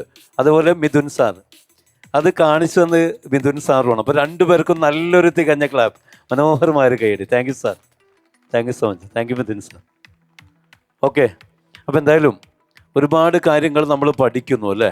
തീർച്ചയായിട്ടും ഇത് നമ്മുടെ ജീവിതത്തിൽ നിറവേറ്റാൻ നമുക്ക് സാധിക്കട്ടെ. ഒരു ആംബുലൻസിൻ്റെ തിരിച്ചെഴുത്ത് പോലും ഒരു ജീവൻ്റെ ഒരു വാല്യൂ 1/2 മിനിറ്റ് ആണെങ്കിൽ ആ 1/2 മിനിറ്റ് കൊണ്ടെങ്കിലും ആ ഹോസ്പിറ്റലിൽ എത്താൻ വേണ്ടിയിട്ടാണ് അത് തിരിച്ചെഴുതുന്നത്. മിററിലൂടെ നമുക്ക് മനസ്സിലാവാൻ അത്രയും ജീവവായുവിന് വാല്യൂ ഉണ്ട്. അതാണ് സാറിൻ്റെ വാക്കുകളിൽ പ്രകടമായത്. തീർച്ചയായിട്ടും നന്ദി സാർ. ഇനി ഈ ധന്യമായ ചടങ്ങിൽ നന്ദി. എന്തായാലും നമ്മോട് 2 വാക്ക് സംസാരിക്കാൻ. നമുക്കറിയാം, മുള്ളംകൊല്ലി ഗ്രാമപഞ്ചായത്തിൻ്റെ 7ാം വാർഡ് മെമ്പറായി തിരഞ്ഞെടുക്കപ്പെട്ട, അതിനു മുമ്പ് നമ്മുടെ സ്റ്റാഫായി മാനേജറായി ഇവിടെ വർക്ക് ചെയ്ത മിനി ജെയിംസ് മേഡത്തെ ഏറെ ആദരപൂർവ്വം തികഞ്ഞ നല്ലൊരു കൈയടി കൊടുത്തുകൊണ്ട് വേദിയിലേക്ക് സ്വാഗതം.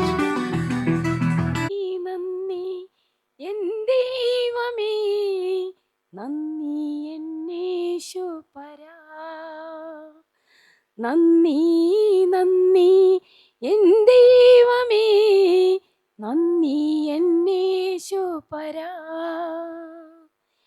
എണ്ണമില്ലാതുള്ള നന്മകൾക്കും അത്ഭുതമാർന്ന നിൻ സ്നേഹത്തിനും, എണ്ണമില്ലാതുള്ള നന്മകൾക്കും അത്ഭുതമാർന്ന നിൻ സ്നേഹത്തിനും നന്ദി നന്ദി എൻ ദൈവമേ, നന്ദി എന്നേശുപരാ.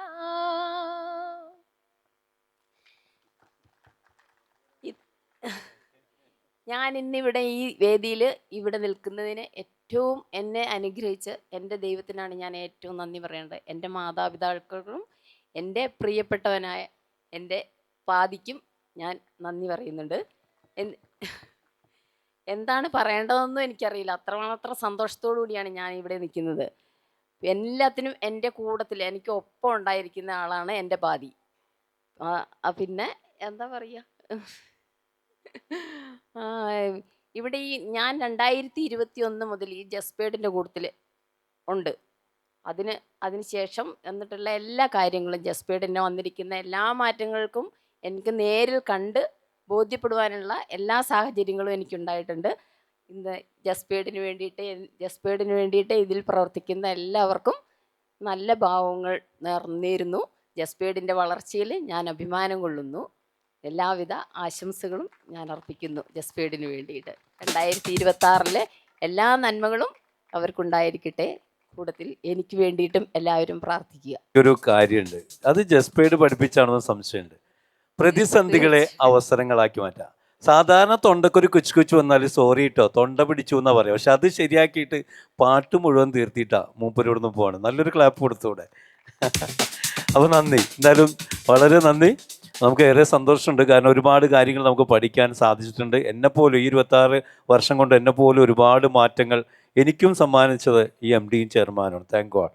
എല്ലാ അർത്ഥത്തിലും മാതാപിതാക്കൾക്കും ദൈവത്തിന് നന്ദി പറയുന്നതോടൊപ്പം ഇവർക്ക് രണ്ടുപേർക്കും നന്ദി പറയുന്നു. ഇനി ഈ ചടങ്ങിൻ്റെ നന്ദി ഔദ്യോഗികമായി നടത്തുന്നതിന് വേണ്ടി കേരള കൗമുദി ലേഖകൻ ബഹുമാന്യനായ സതീഷ് കുപ്പാടി അവർകളെ ഏറെ സ്നേഹത്തോടെയും ആദരവോടെയും ഈ ധന്യമായ വേദിയിലേക്ക് സഹർഷം സ്വാഗതം ചെയ്യുന്നു. യോഗോദ്ഘാടകൻ, യോഗ അധ്യക്ഷൻ, വേദിയിലും സദസ്സിലും ഇരിക്കുന്ന ബഹുമാന വ്യക്തിത്വങ്ങളെ,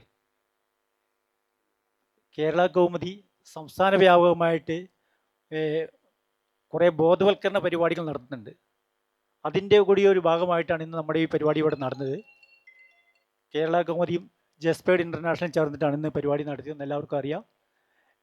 ഇന്ന് ഇവിടെ ഇതിന് ശേഷം, ഈ പ്രോഗ്രാമിന് ശേഷം ഇനി ഇവിടെ നടക്കാൻ പോകുന്ന എൻ്റർടൈൻമെൻറ്റ് പരിപാടിയാണ്. അപ്പോൾ ഇവിടെ എത്തിയ ആളുകൾ വളരെ കാര്യമായി ഇപ്പോൾ ഫയർഫോഴ്സിൻ്റെ കുറേ അവയർനെസ് എല്ലാവരും വ്യക്തമായി കേട്ടു, മനസ്സിലാക്കുകയും ചെയ്തു. അപ്പോൾ അതിൻ്റെ പുറമെ ഞാനൊരു പ്രസംഗം കൂടി നടത്തുന്നതിലൊരു ശരിയല്ല. എൻ്റർടൈൻമെൻറ്റ് പ്രോഗ്രാം കാണുന്നതിനും കേൾക്കുന്നതിനും വേണ്ടിയിട്ടാണ് കൂടുതൽ ആളുകളും ഇവിടെ എത്തിയിരിക്കുന്നത് ഇവിടെ. അപ്പോൾ അതിൻ്റെ മുകളിൽ ഒരു പ്രസംഗം എന്ന് പറയുന്ന നമ്മൾ ഇതില്ല. അതുകൊണ്ട് ഞാൻ എൻ്റെ കടമയിലേക്ക് നേരിട്ട് കിടക്കുകയാണ്. നമ്മുടെ ഇന്നത്തെ ഈ ചടങ്ങ് വളരെ ധന്യമാക്കി തന്ന് ഇത് ഉദ്ഘാടനം ചെയ്തു തന്ന Panamaram block panchayat president Shri TS Dileep Kumar അവർകളാണ്. നമ്മൾ കേരള കൗമുദിയുടെ എല്ലാ പരിപാടികളും എന്തുണ്ടെങ്കിലും നമ്മൾ അറിയിക്കുമ്പോഴും വളരെ സന്തോഷത്തോടു കൂടി നമ്മുടെ സ്വന്തം പത്രം എന്ന നിലയ്ക്ക് തന്നെ അദ്ദേഹം ഓടിയെത്തി നമ്മൾക്ക് വേണ്ട കാര്യങ്ങളും ഉപദേശങ്ങളും നിർദ്ദേശങ്ങളൊക്കെ തന്നിട്ടുള്ള അദ്ദേഹമാണ് ഇന്ന് ഈ ചടങ്ങ് ഇന്ന് നമുക്ക് വേണ്ടി ഉദ്ഘാടനം ചെയ്തു തന്നെ ശ്രീ TS ദിലീപ് കുമാറിനെ കേരള കൗമുദിയുടെ ജസ്പേഡ് ഇൻ്റർനാഷണലിൻ്റെ പേരിൽ ഹാർദവമായി നന്ദി രേഖപ്പെടുത്തിക്കുന്നു.